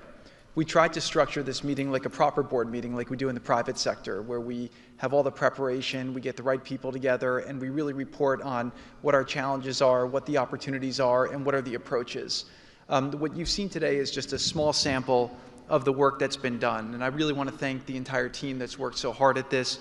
A lot of these people are volunteers. They're doing this not for any personal gain. People are not personally profiting from this. They are really doing this for their children and for their grandchildren and because they want to see peace. One small anecdote is Liran said to me, "Are you sure I should be presenting? I'm a Jewish Israeli and I'm working on Gaza and all these things." And I said, "That's exactly why you should be presenting today." If Jews and Muslims work together, Israelis and Palestinians with Americans and English and Bulgarian and people from all around the world, then we can kind of join on a common goal, which is peace and togetherness, and that's really what we've done. I want to thank President Trump. I remember working with you on your first foreign policy speech in 2016 that you gave at the Mayflower Hotel, and at the time, those ideas were considered to be very, very radical. What I saw as somebody who didn't have any foreign policy experience were just common sense ideas. Why can't the world be better? Why can't there be peace? Why can't there be more prosperity for all people in all ways? And I think over the last decade, you really have changed the way that the world thinks about a lot of these things. And I think that this organization is bringing a new approach and new ideas and new people together in order to effectuate it. I'd really like to thank all the countries that joined on very early. I see this as a very self-selecting group of countries that really believe that the future can be different and wanted to join in partnership and put their reputations and their resources and their time and their ideas on the way to say, these are the challenges we're putting into that we're solving in our own countries. We want to come with new ideas because we've achieved success and we believe that the world can be better in that regard. So I don't have to go through these slides in great detail, but we've secured today, even without the president's amazing commitment, over $7 billion. As Mark said, we don't really have a resource issue here, although we are going to need everyone's support. We just need to be executing and doing this in a good way. We've dealt with the humanitarian issue. We've returned the hostages. But the one final thing I just want to talk about as well from our perspective is that the President Trump in his heart wanted to get the hostages home, but he also really wanted to help the people of Gaza. He saw the suffering that they were enduring, not through fault of their own, because of the bad leadership that they had, the situation they were born into. The war was a horrific, horrific situation. And I think through this process, thanks to Ali and the committee, we are now here to fully support the committee. We are here to help the people of Gaza, to lift them up and give them every opportunity to succeed. And we really see this as a partnership with them and with the Israelis to see if we can create an environment that can be peaceful, that can be functional, that can offer people the opportunity to really live a better life. And I think you've seen some of the work today, and hopefully we'll be successful. Like I said the last one, failure is not an option, and we have to really push forward and keep finding ways to succeed with this. So really thank you, President Trump, Vice President Vance, and Secretary Rubio, and obviously Steve, who's been, like he said about me, I feel just about him. Working through all these challenges has been an absolute honor and a pleasure with you, and I've really been very lucky to have your partnership. So really thank you all, and I'll give back to Caroline. Thank you. Thank you, Jared. The war Hamas began has left. The war Hamas began has left Gaza in ruins. Yet from these ruins, a new future will rise. President Donald Trump unparalleled achievements in just a few months. The United States, together with key regional and global partners, has signed the 20-point Gaza Peace Plan, a blueprint for security, peace, and prosperity. All the hostages returned, the living ones to their homes and the deceased to burial. Ceasefire is stable, and the killings from both sides reduced by 99%. The United Nations Security Council approved the establishment of the Board of Peace chaired by President Donald Trump, a governing body dedicated to providing security, infrastructure, and homes for Gaza's people, ushering in the new dawn for Gaza. The new Palestinian Technocratic Government of Gaza, the NCAG, was elected with consent of all parties, including the Palestinian factions, Israel, and the Arab countries. Rafah border crossing with Egypt was open. The NCAG will secure the disarmament of Gaza to ensure one authority, one law, and one weapon. The United States and its partners, in coordination with the World Bank, are pledging billions of dollars to rebuild Gaza. Safe areas are being established in Rafah and later across the Gaza Strip, where families can receive shelter, food, health care, and education. In Rafah, Gazans will build their first new city. The NCAG, with the Board of Peace, will expand development across the entire Strip, employing hundreds of thousands in reconstruction and business activity. Transportation, water, and energy systems will be restored, and a modern economy will begin to emerge. Children will return to classrooms with a curriculum that promotes tolerance, dignity, and peace. Our goal by year 3, Rafah fully rebuilt, unemployment curbed, and Gaza connected to the world through an Abrahamic gateway, linking it with Egypt, Israel, Jordan, Saudi Arabia, the UAE, and extending to India and Europe. By year 10, Gaza will be self-governed, integrated into the region with thriving industries and housing for all. This is the framework for Gaza's rebirth: secure, prosperous, and peaceful.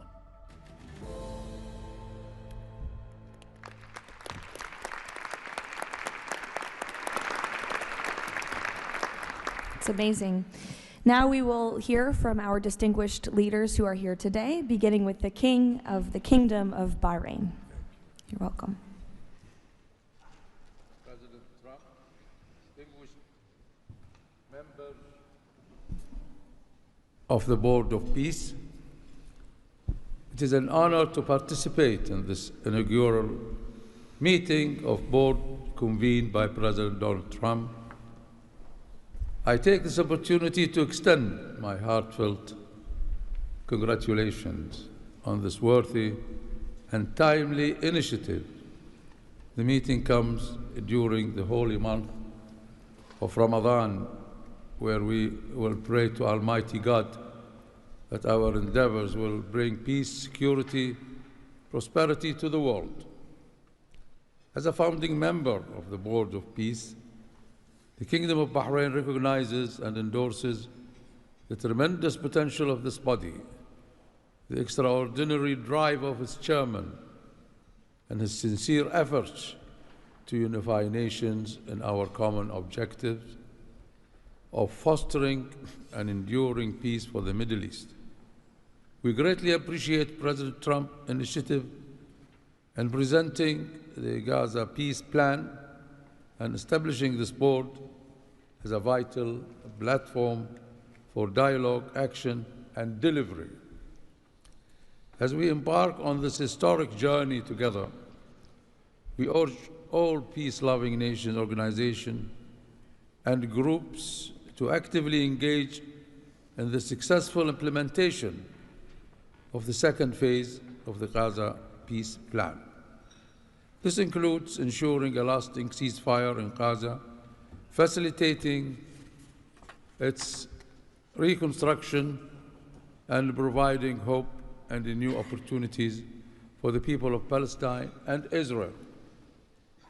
This inaugural meeting of the Board of Peace marks an extraordinary and pivotal chance to envision a new future to Gaza, one that emerges from the ruins of conflict to building a landscape of security, aspiration, hope, and opportunity for its people. And reaffirming our commitment to this vision, the Kingdom of Bahrain has contributed the funds towards the operations and administration of the Board of Peace, and today we announce our readiness to provide the necessary infrastructure and skills to establish an effective government digital services platform for Gaza. Our decision to join the Abraham Accord and enter into the CCBA agreement with the United States reflects our commitment to advancing peace and stability in the Middle East. The United States' historic and ongoing presence in our region has served as a positive force for stability, and we remain dedicated to strengthening our partnership. We look forward with optimism to working with the Board of Peace and all of our international partners who share our ambitions for a brighter future for all. Thank you, Mr. President.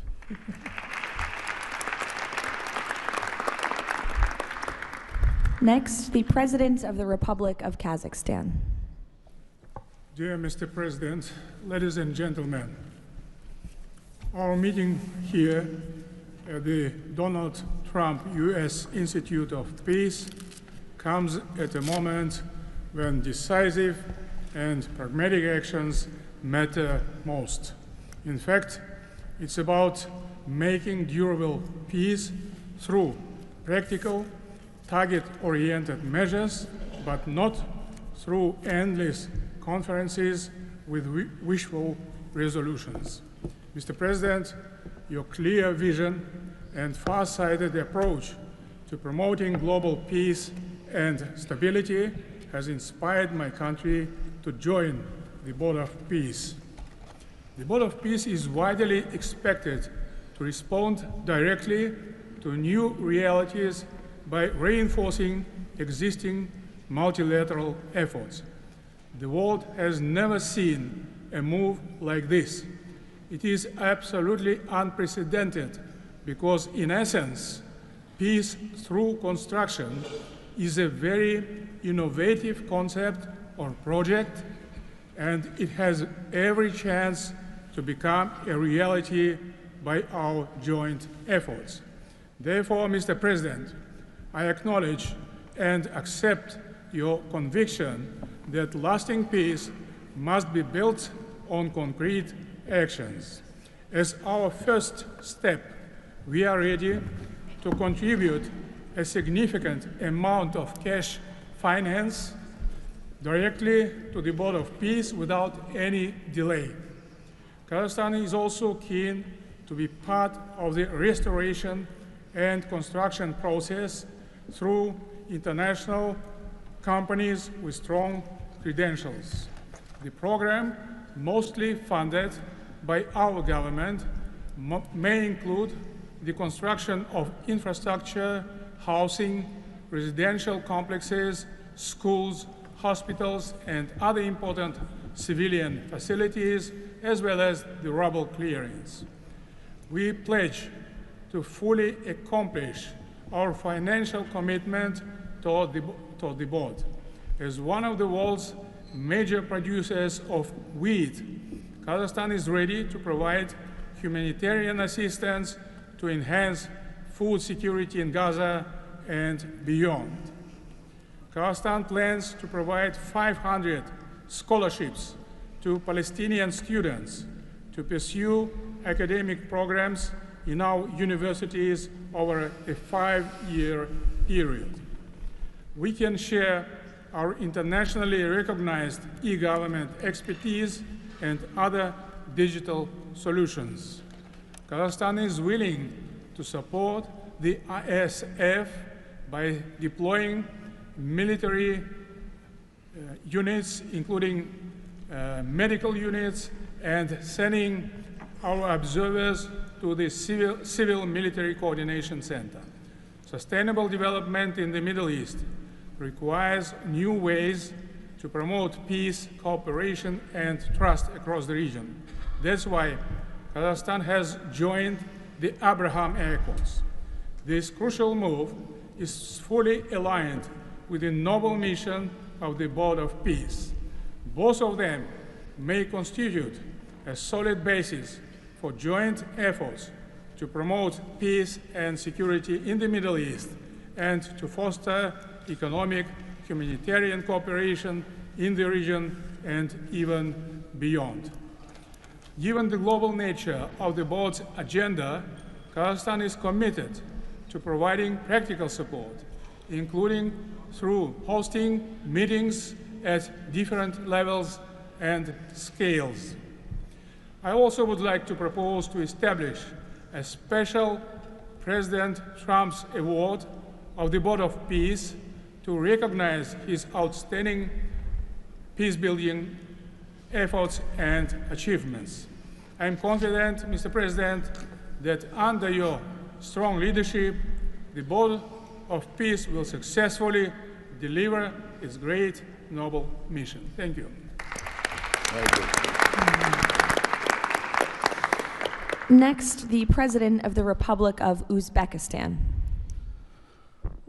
Уважаемый господин президент Трамп, ваше превосходительство, позвольте выразить искреннюю признательность президенту Соединенных Штатов Америки Дональду Трампу за созыв инаугурационного заседания Совета. Несомненно, сегодняшний саммит – это результат политической воли и прагматизма президента Трампа. Узбекистан поддержал миротворческую инициативу о создании Совета мира и твердо заявил о намерении принять практическое участие в ее успешной реализации. Убежден, что работа Совета позволит сформировать благоприятную обстановку для экономического и социального восстановления сектора Газа. При этом любой механизм внешнего управления должен непременно опираться на внутреннюю поддержку населения сектора. Скоординированные усилия всех сторон позволят обеспечить устойчивость постконфликтного процесса и создание условий для скорейшего восстановления Газы. Подчеркну, что Узбекистан готов внести посильный вклад в возведение жилых домов, детских садов, школ и больниц. Уважаемые друзья, символично, что нынешний саммит проходит в Институте мира имени Дональда Трампа. Наша встреча является ярким проявлением международной солидарности, миротворчества и общего стремления к улучшению ситуации на Ближнем Востоке. Мы должны использовать эту историческую возможность для построения новой Газы с процветающей экономикой и достойным условием жизни для всего населения. Благодарю за внимание.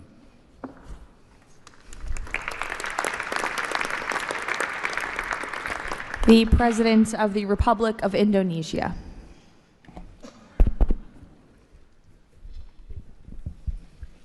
President Trump, distinguished delegates, Indonesia, from the first day that we studied President Trump's 20-point plan, we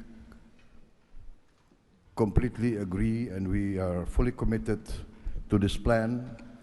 And that is why we joined the Board of Peace. We are committed to its success. We know there will be a lot of obstacles, there will be a lot of difficulties, but we are very optimistic with the leadership of President Trump. This vision of real peace will be achieved. There will be problems, but we will prevail. We will achieve our dream of peace in Palestine, peace, a lasting and peaceful solution for the Palestinian problem and in Gaza. The achievements of the ceasefire is real. We commend this, and therefore we reaffirm our commitment to contribute significant number of troops, up to 8,000 or more if necessary. We are prepared to contribute the troops to take part actively in the international stabilization force to make this peace work. Thank you very much.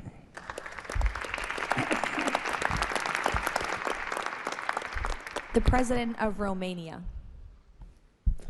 First of all, President Trump, thank you for convening this very important meeting, and thank you for your involvement and leadership for the peace plan in Gaza, a peace plan that has been comprehensive and stable, and also for your efforts and results in other parts of the world. I think everyone desires peace, stability, prosperity in Gaza, but the question is how to act for, and it's why this meeting and this format is important. What Romania can do, first, on the humanitarian situation, we can increase the number of flights in order to extract children with disease and to treat in Romanian hospitals. We've done already, and we can do for 1,000 children and 4,000 family members. Secondly, we had a good expertise in emergency response system, like ambulance, fire systems, and we can help in order to rebuild that system, and we can donate some equipment. Third, we are already offering some scholarships for Palestinian students, and we can extend the program, and we can help also to rebuild, refurbish the schools in Gaza. And fourth, I think the most important, we had also some expertise. We can help to rebuild the institutions, like police, like justice, like public administration. We have done that in other parts of the world, so we have some expertise. We can contribute with experts, with trainers. And also it's important to say that we have traditionally good relation with Jewish people and with the Palestinian people, so it will help. So we can count on us. Thank you. The Prime Minister of the Republic of Albania. Thank you for inviting me to be part of this journey, Mr. President. The fully aligned bipartisan vote of support this initiative received in our parliament speaks for itself about how honored Albania is to be a founding member of this new organization. Many in Europe say the Board of Peace is meant to substitute the United Nations.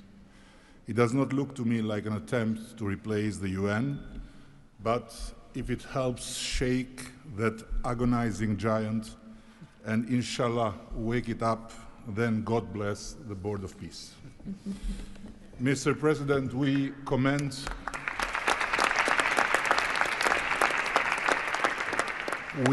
your decisive role in bringing a halt to the heartbreaking conflict in Gaza, and Albania has confirmed its participation in the stabilization force with our troops. At the same time, I propose that this board invite all countries to contribute directly by building a dedicated public facility for Palestinian children, and in doing so, the world would help the children of Gaza, who are the most innocent hostages of the lunacy of Hamas, to grow within the tangible presence of the largest chain of hands humanity has ever joined together. By not only putting the money, but bringing their own architects in this, so the world will transform an wound of history into an oasis of hope, where compassion takes concrete form and the future is shaped around those who deserve it most, the next generations of Palestinians. Albania will be privileged to stand in that chain. Allow me very briefly to draw your attention to another open conflict closer to home, where President Trump's leadership during his first term brought Kosovo and Serbia closer than ever to a final peace agreement. The president of Kosovo was then brutally prevented from traveling to the White House to sign that agreement in the presence of President Trump. And this was the doing of the very same Sicario prosecutor that went after President Trump himself, and for that became worldwide famous. Today, the Kosovo president have now spent 6 years in pretrial detention before a special court in The Hague, sponsored by several democratic states, some of them present here, that should be shamed of that type of international justice. Just last week, Mr. President, another prosecutor funded by this great country and its taxpayers requested 45 years of imprisonment for him, a request that sent shockwave of humiliation through an entire peace-seeking nation. At this moment, only a few months stand between a man who rose from resistance to ethnic cleansing to become a peacemaker and the potentially devastating outcome in a court that has so far failed at every step to uphold the standards of democratic justice. For the sake of God, Mr. President, let's do something before, as you say, very bad things might happen again. And again, thank you so much for including Albania in this noble initiative by bringing close friends of Israel and of the Arab countries. We very much hope to be an added value in your amazing vision.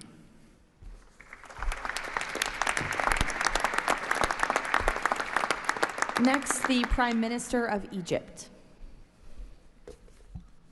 Your Excellency President Donald Trump, distinguished participants, I thank President Trump for convening this meeting. His Excellency's direct involvement and commitment to promoting peace in the region has been instrumental in achieving an end to the conflict in Gaza, which was previously considered untenable.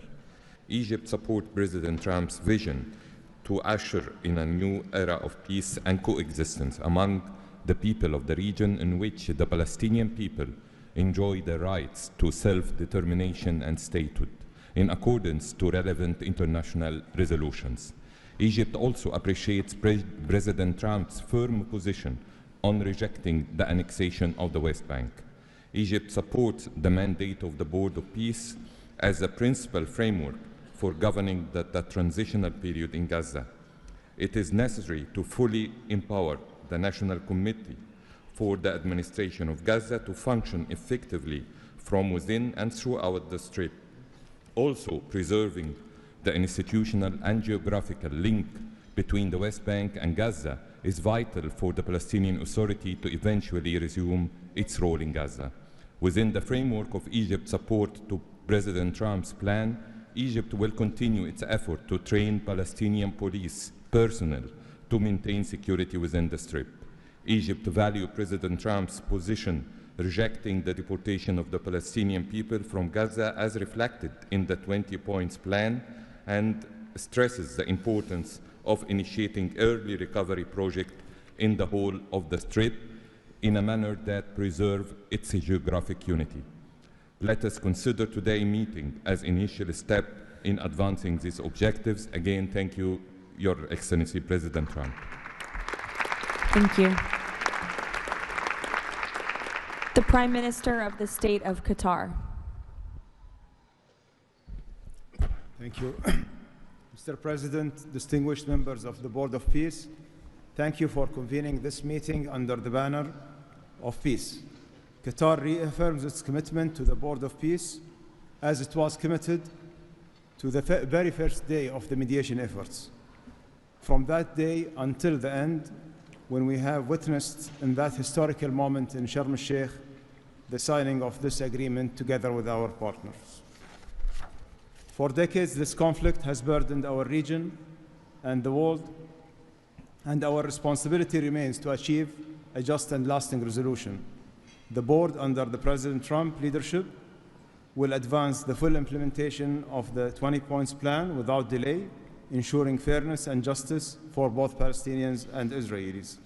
In this spirit, Qatar pledges $1 billion in support to the board mission aimed at reaching a final resolution that fulfills Palestinian aspiration for the statehood and recognition, and the Israeli aspiration for security and integration. We will also continue our humanitarian coordination together with our UN partners and the Board of Peace. Thank you very much. Thank you. The Deputy Prime Minister and Foreign Minister of the UAE. Mr. President, thank you for gathering us today.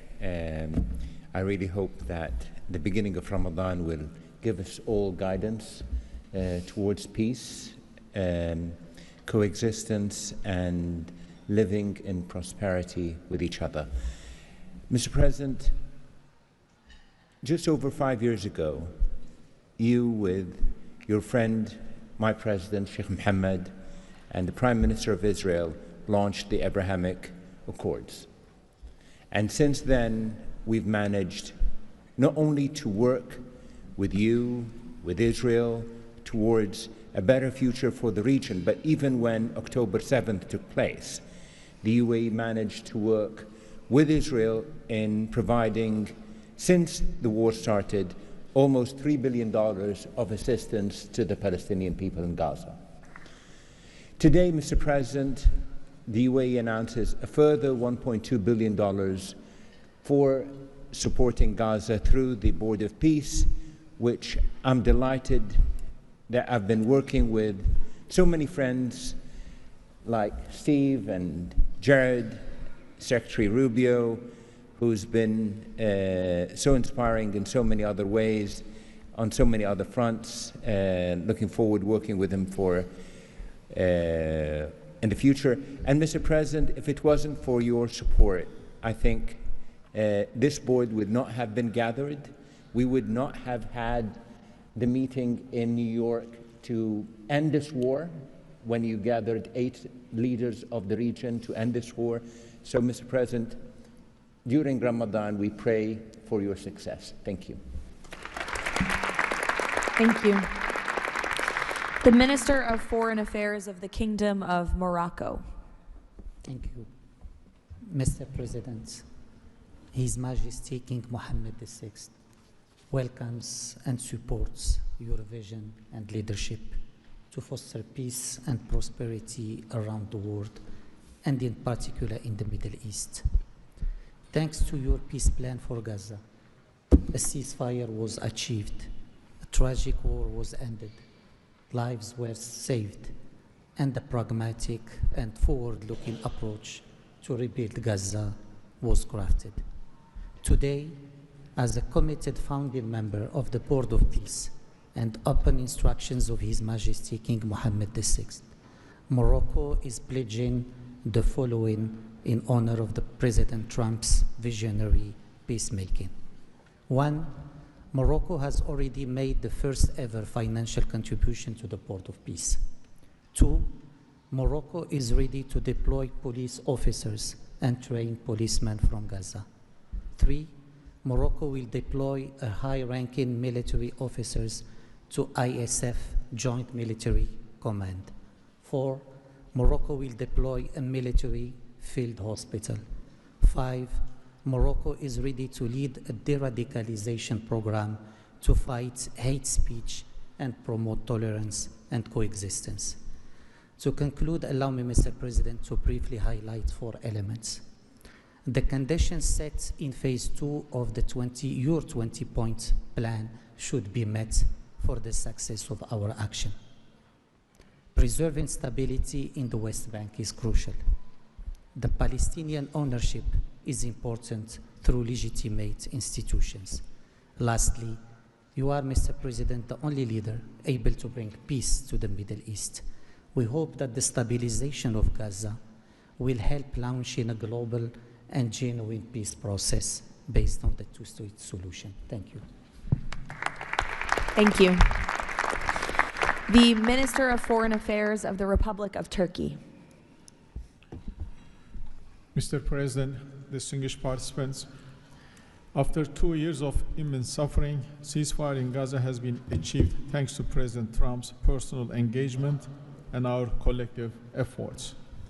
Yet the humanitarian situation remains fragile, and ceasefire violations continue to occur. A prompt, coordinated, and effective response is therefore essential.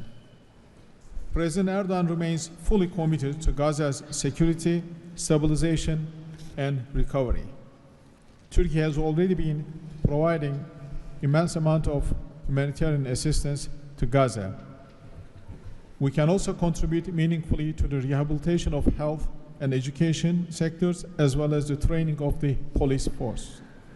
In addition, we are prepared to provide troops to the International Stabilization Force. Mr. President, Turkey will continue to support your efforts towards a just and lasting peace. We remain convinced that the foundation of such peace is the two-state solution. Let us work towards that objective for the benefit of all peoples of the region. Thank you. The Minister of Foreign Affairs of the State of Kuwait. I'll be delivering my statement in Arabic. فخامة الرئيس دونالد ترامب، رئيس الولايات المتحدة الأمريكية الصديقة، رئيس مجلس السلام، أصحاب الجلالة والفخامة والسمو والمعالي، الحضور الكريم، السلام عليكم ورحمة الله وبركاته. أود أنقل لكم تحيات حضرة صاحب السمو الشيخ مشعل أحمد الجابر الصباح حفظه الله ورعاه أمير دولة الكويت، وتمنيات سموه بالتوفيق والنجاح لأعمال هذا المجلس. كما نتقدم بخالص الشكر لفخامة الرئيس دونالد ترامب على جهودها المقدرة والرامية إلى المساهمة في التوصل إلى إنهاء حالة الصراع، بما يؤول نحو إقامة الدولة الفلسطينية المستقلة على حدود 4 يونيو لعام 1967 وعاصمتها القدس الشرقية، وفقا لقرارات الشرعية الدولية بما فيها القرار 2803 ومبادرة السلام العربية. إننا نجدد دعم دولة الكويت المبدئي والثابت والتاريخي للشعب الفلسطيني الشقيق وقضيته العادلة، ولطالما كانت القضية الفلسطينية ودعمها تشكل أحد ركائز السياسة الخارجية الكويتية، الأمر الذي يحتم علينا دعم كافة الجهود والمبادرات الرامية إلى إحلال السلام، بما فيها خطة فخامة الرئيس الأمريكي دونالد ترامب ذات النقاط 20، معربين عن أملنا باستمرار نجاح هذا المسار، والذي يظل مرهونا بالتكاتف وتضامن المجتمع الدولي. ختاما، مالية بقيمة $1 مليار أمريكي على مدى السنوات القادمة، دعما لجهود مجلس السلام وتأكيدا على التزام دولة الكويت الثابت بدعم كل مسعى يهدف إلى رفع المعاناة عن الشعب الفلسطيني الشقيق وتحقيق الأمن والاستقرار في غزة. والسلام عليكم ورحمة الله وبركاته. Thank you. The Minister of State for Foreign Affairs of the Kingdom of Saudi Arabia. Thank you, Mr. President, distinguished members of the board, distinguished guests. It is a pleasure to be here with you as we embark on a journey towards establishing a lasting and just peace in the Middle East, a peace that results in 2 states, Israel and Palestine, living side by side in peace and security, a peace that results in transforming our region from death and destruction to hope and prosperity by integrating the region, bringing together its resources and unleashing its potential. The Kingdom of Saudi Arabia, Mr. President, has been seeking peace and justice in the Middle East since for a very long time. In 1981, King Fahd offered the 8-point plan, which was adopted by the Arab world at the summit in Fez, that essentially established or reconfirmed the notion of land for peace. In 2002, Saudi Arabia, the late King Abdullah, launched the Arab Peace Initiative, which was adopted by the Arab world unanimously, as well as by the Islamic world. Today, the custodian of the two holy mosques, King Salman bin Abdulaziz, and His Royal Highness Crown Prince Prime Minister Mohammed bin Salman are working towards realizing a vision for peace and prosperity and security and integration in our region. So, Mr. President, we look forward to working with the Board of Peace to establish this noble objective, and I'm pleased to announce that King Mr. Adveba will pledge $1 billion over the next few years in order to achieve this objective, to work towards alleviating the suffering of our Palestinian brothers and bring them the peace that they and the whole region so desperately desires. So thank you very much and good luck to all of us. Wassalamu alaikum wa rahmatullah.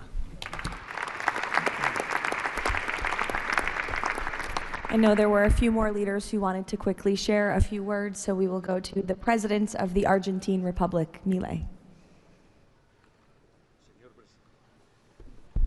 Señor Presidente, distinguidos miembros del Board of Peace, la nueva Argentina ha adoptado una posición clara en política exterior.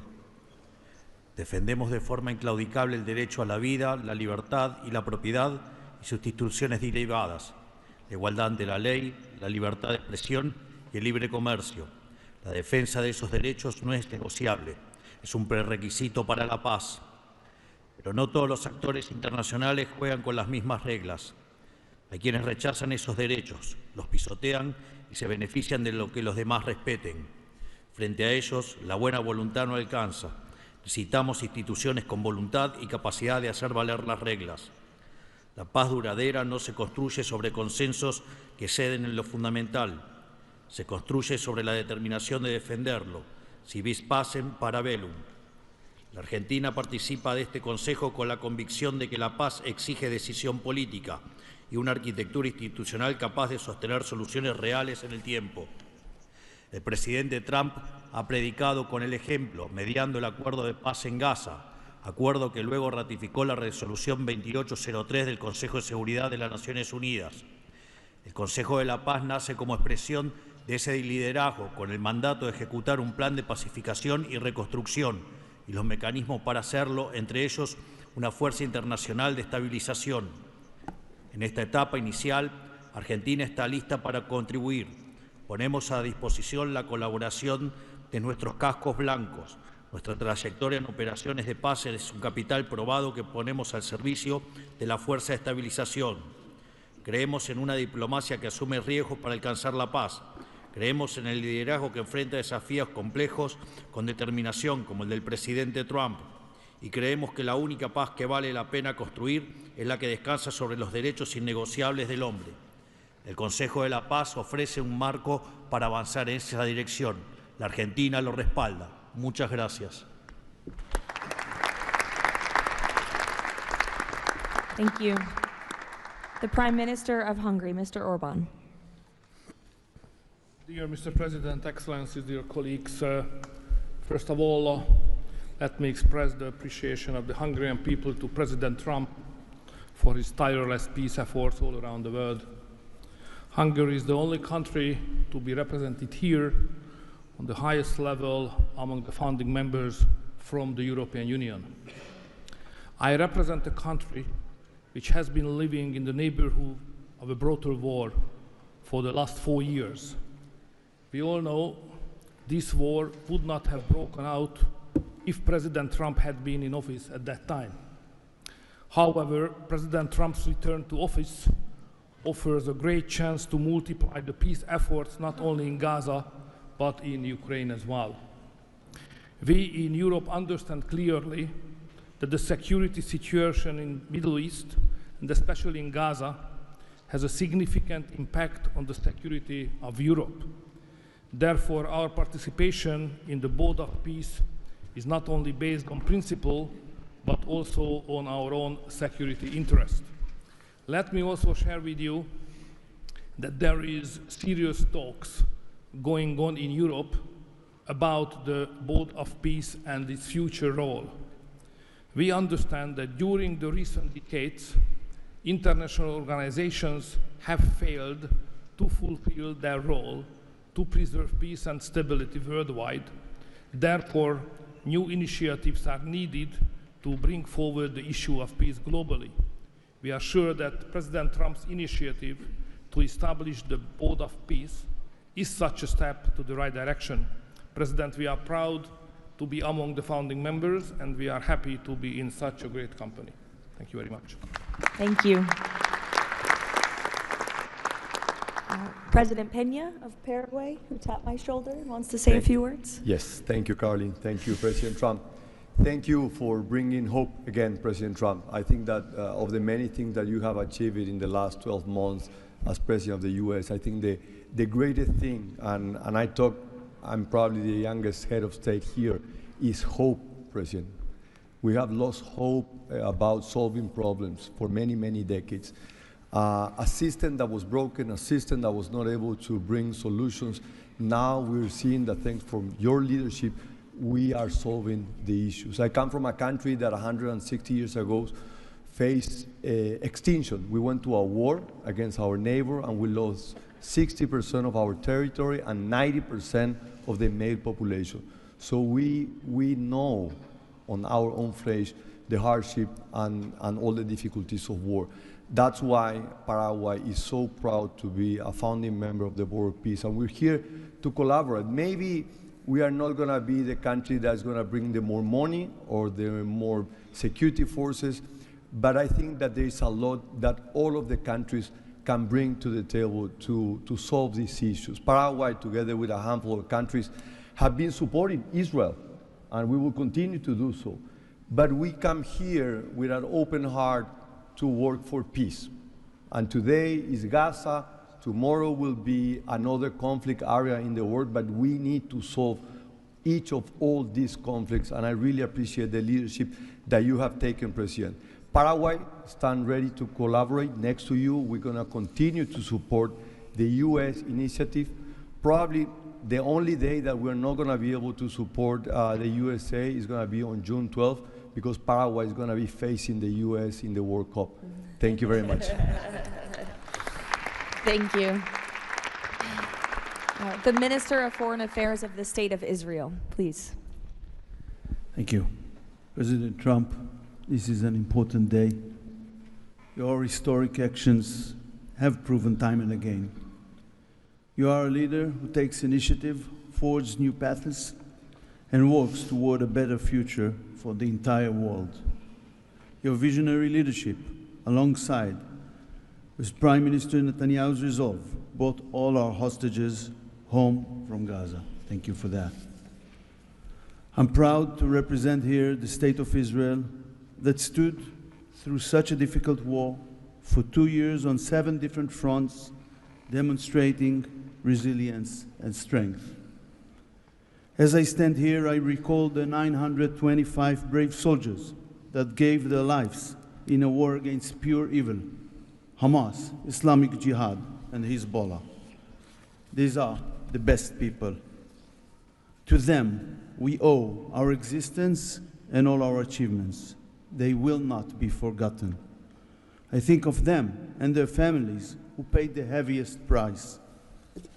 Since Hamas violently took over Gaza in 2007, it built the largest terror state in the world with huge terror infrastructure above and below ground. October 7 was the peak of Hamas' ongoing terror campaign through decades. Hamas raped and murdered women, killed children in front of their parents and parents in front of their children, burned whole families alive. That terrible day will not be forgotten, and we must act to ensure it never repeats itself. Distinguished leaders, all previous plans for Gaza failed because they never addressed the core issues: terror, hate, incitement, and indoctrination. At the heart of President Trump's comprehensive plan are the disarmament of Hamas and Islamic Jihad, demilitarization of Gaza Strip, and de-radicalization of Palestinian society there. It's the first plan to address the root of the problem.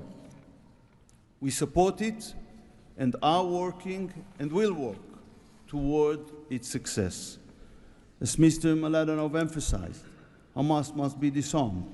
That includes all its weapons, its terror infrastructure, underground tunnel network, and weapons production facilities must all be dismantled. As the plan emphasized, there must be a fundamental de-radicalization process. The infrastructure that indoctrinates Palestinian children to hate and kill Jews in educational and religious institutes should no longer exist. All those are important not only for the Israelis. Gazans have lived under a terror regime for decades.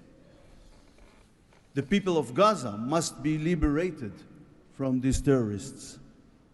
I want to make this opportunity to wish Muslims around the world Ramadan Kareem. Distinguished leaders, President Trump's visionary leadership creates, for the first time, an opportunity for a better future. On behalf of Israel, I say thank you, Mr. Trump. Thank you for your leadership. Thank you. Lastly, the Prime Minister of Pakistan.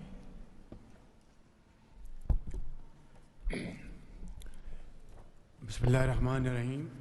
Your Excellency, President Donald J. Trump, members of the Board of Peace, distinguished guests, ladies and gentlemen, Assalamu alaikum and a very good morning. It's a great honor, Mr. President, to attend this inaugural Board of Peace meeting in this holy month of Ramadan, and may God reward you and make you successful in your efforts to bring lasting peace in Gaza. Mr. President, we deeply appreciate your unique initiative and your dynamic leadership in advancing peaceful solutions to conflicts across the globe.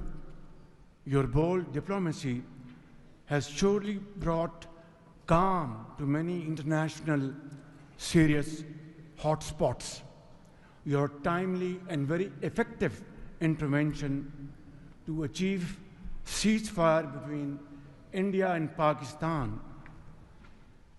potentially averted loss of tens of millions of people. You have truly proved to be a man of peace. And let me say, Mr. President, you are truly savior of South Asia. The people of Palestine have long endured illegal occupation and immense suffering. And to achieve long-lasting peace, it is very important that ceasefire violation must end to preserve lives and advance reconstruction efforts. The people of Palestine must exercise full control of their land and their future in line with UN Security Council resolutions. Mr. President, we must work together towards a credible pathway to Palestinian self-determination through the establishment of an independent, sovereign, and contiguous state of Palestine in line with the relevant resolutions. Mr. President, we hope that under your visionary and dynamic leadership, we will ensure a just and lasting resolution to the issue of Palestine. And today is a day which will mark a place in the annals of history that through your efforts, through your untiring support and great efforts, long-lasting peace in Gaza will be achieved, will be your legacy for all time to come. Thank you.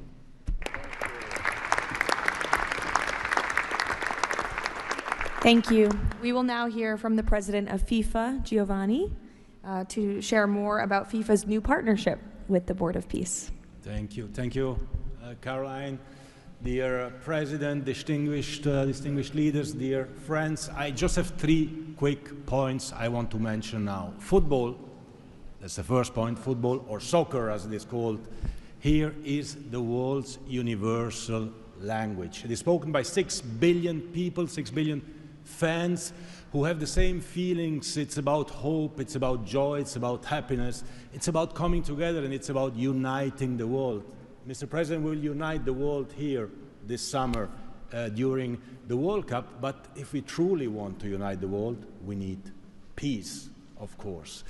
And this brings me to the second point, because today we announce a true partnership between the Board of Peace and FIFA, and I'm very proud and very happy to announce this. After having heard your presentations in Davos, I was feeling that we need to help, we need to do something. Everyone has to support peace. Everyone in this room, Mr. President, everyone outside of this room who would like to be in this room has to support peace as well.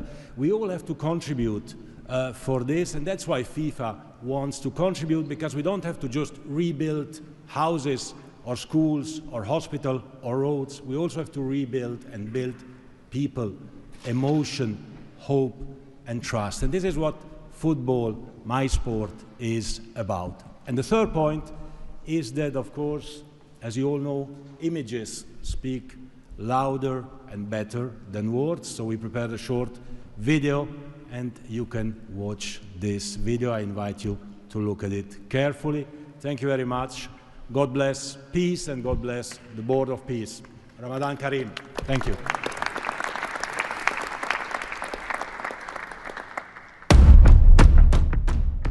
In a world where conflict has silenced playgrounds and broken routines, there is one language that still unites hearts: football.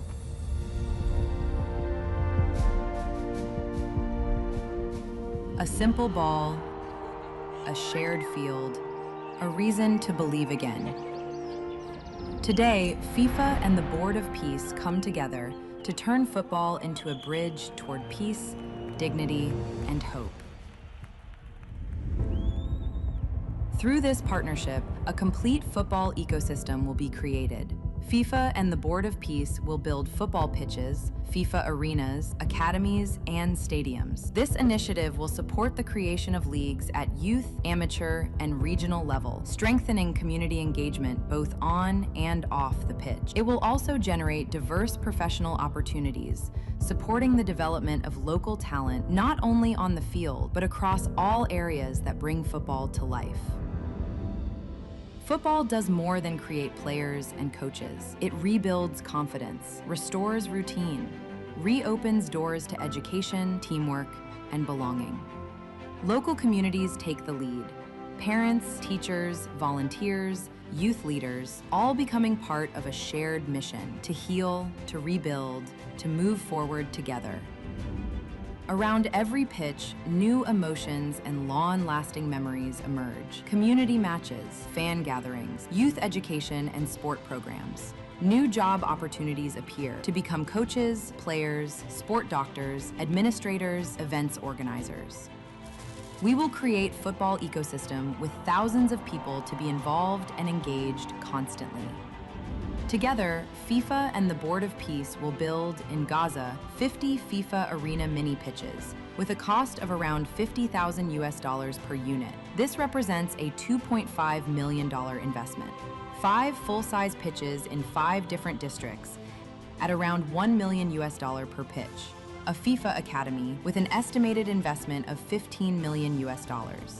And a national stadium for 20,000 to 25,000 spectators, valued at around $50 million. These investments will create a complete football ecosystem designed to support communities and future generations. FIFA and the Board of Peace, united for football, committed to peace.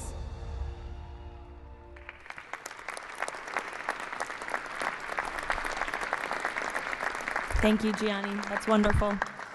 In advance of today's meeting, members of the Board of Peace were asked to vote on a resolution establishing the principles of financial integrity and transparency that will guide the board's work, and that resolution has passed unanimously.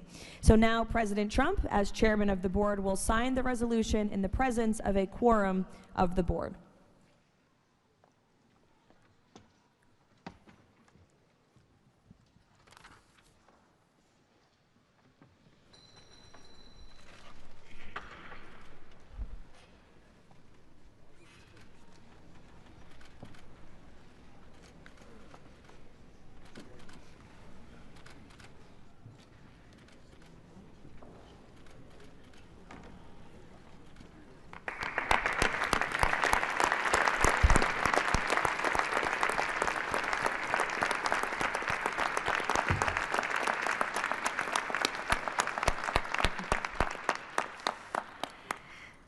Now, while this is not a fundraiser, the Board of Peace has already inspired remarkable support from so many on this stage.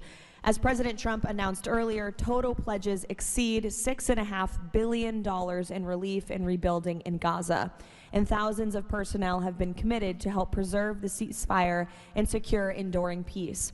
I would like to ask the heads of the following delegations to join President Trump on stage as he signs the fundraising pledges: Albania, Azerbaijan, Bahrain, Egypt, Indonesia, Jordan, Kazakhstan, Kosovo, Kuwait, Morocco, Qatar, Saudi Arabia, the UAE, and Uzbekistan. Please join the President as he signs the fundraising pledges.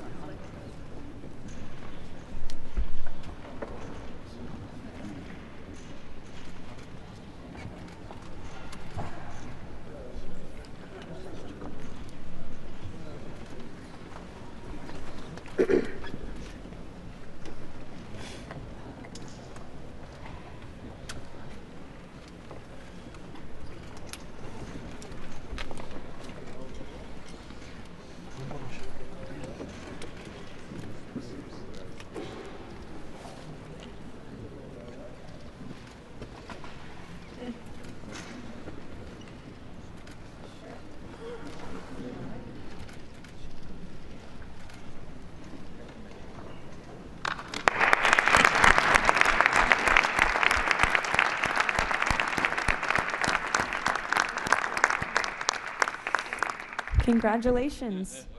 Now, President Trump, if you would like to say a few words to conclude, and then you have the honor of gaveling out the first ever Board of Peace meeting. Well, thank you very much, Caroline. And I will say that this has been, I think, will maybe be one of, if not the most important day of our careers. And we've had some pretty good careers up here, but this is something very special. And we're going to straighten out Gaza. We're going to make Gaza very successful and safe. And we're also going to maybe take it a step further where we see hot spots around the world. We can probably do that very easily. This is a tremendous group of powerful people and brilliant people. And I think that we can do things that a lot of other people would not be able to even conceive of or think of. We will help Gaza. We will straighten it out. We will make it successful. We will make it peaceful. And we will do things like that in other spots. Spots will come up. Things will happen that nobody's even thinking about now and not even conceivable.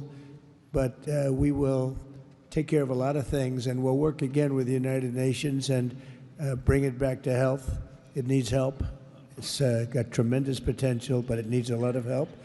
And I think we can start with doing that pretty soon, Michael. I think we're going to work on that very strongly. We can fix up even the building physically. I love to see beautiful buildings. I like to see buildings fixed up physically, not look like they are in disrepair. We don't like that. So we're going to do a job with the United Nations. We're going to have some very good people, and you have some very good people there right now, but we're going to put some extra people in, and we're going to have it help us. But most importantly for today, the Board of Peace is going to lead the way in Gaza. We're going to make Gaza an example of success and safety and unity. And it's an honor that you're here. And I want to thank the media for being so respectful. You're really amazing. It's given the Board of Peace the respect it deserves. These are the most powerful people in the world, the richest people in the world through their countries. And they have made a tremendous commitment, and the United States likewise has made a tremendous commitment. Thank you to everybody for your involvement, and we look forward to working with you over the years for many, many reasons, many very, very good humanitarian reasons. Thank you all. Thank you very much. Thank you. Thank you, Mr. President. Thank you. Thank you, everybody. Ready? Thank you. We'll take it with us. Thank you, everybody.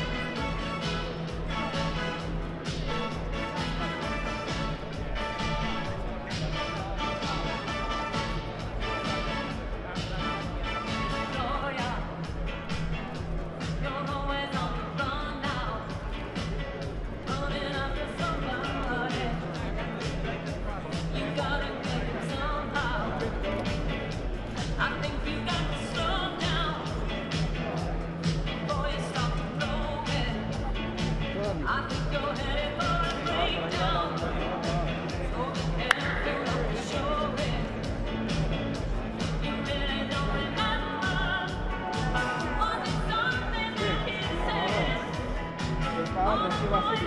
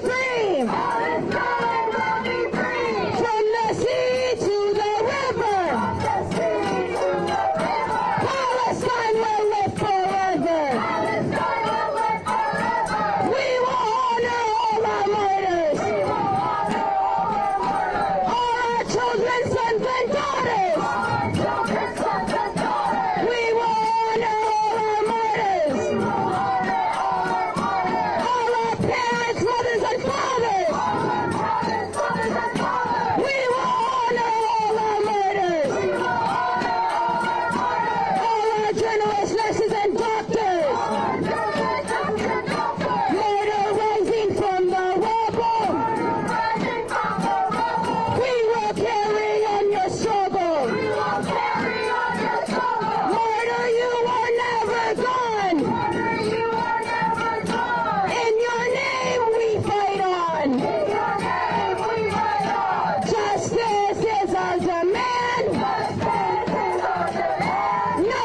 peace on stolen land. No peace on stolen land. Free the people, free the land. Free the people, free the land. No peace on stolen land. No peace on stolen land. 1, 2, 3, 4. 1, 2, 3, 4. Occupation no more. Occupation no more. 5, 6, 7, 8. 5, 6, 7, 8. Israel is a racist state. Israel is a racist state. 1, 2, 3, 4. 1, 2, 3, 4. Occupation no more. Occupation no more. 5, 6, 7, 8. 5, 6, 7, 8. Israel is a racist state. Israel is a racist state. The Board of Peace meeting has just ended, and they're about to leave. And so we need to be as loud as we possibly can to make sure that they hear us as they are leaving. Free, free Palestine! Free, free Palestine! Free, free, free Palestine! Free, free, free Palestine! Free, free Palestine! Free, free Palestine! Free, free, free Palestine! Free, free, free Palestine! Board of Peace, Board of Life! Board of Peace, Board of Life! U.S. out of Palestine! U.S. out of Palestine! Board of Peace, Board of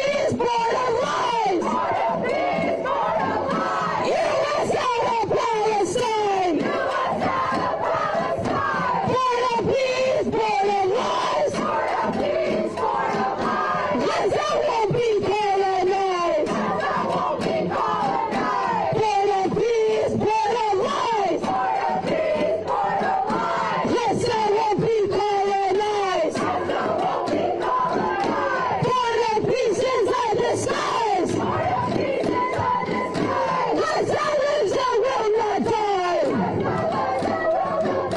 Board of peace is a disguise. Board of peace is a disguise. Gaza lives and will not die. Sailor, go back home. Palestine is ours alone. Sailor, go back home. Palestine is ours alone. Israel, you will win. By the millions will return. Free the prisoners, free them all. Break the chains and let them fall. Free the prisoners, free them all. Break the chains and let them fall. In our millions, in our billions, we are all Palestinian. In our millions, in our billions, we are all Palestinian.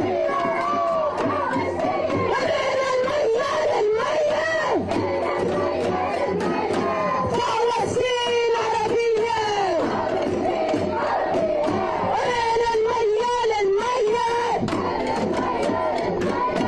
Palestine, حرية. يا صهيوني اطلع برا. فلسطين حرة حرة. يا صهيوني اطلع برا. فلسطين حرة حرة. Palestine is not for sale.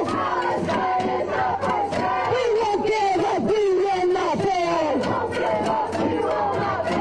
Palestine is not for sale.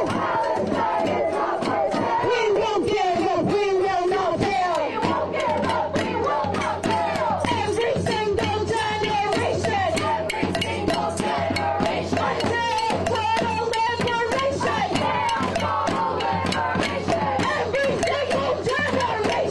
Every single generation. Total liberation.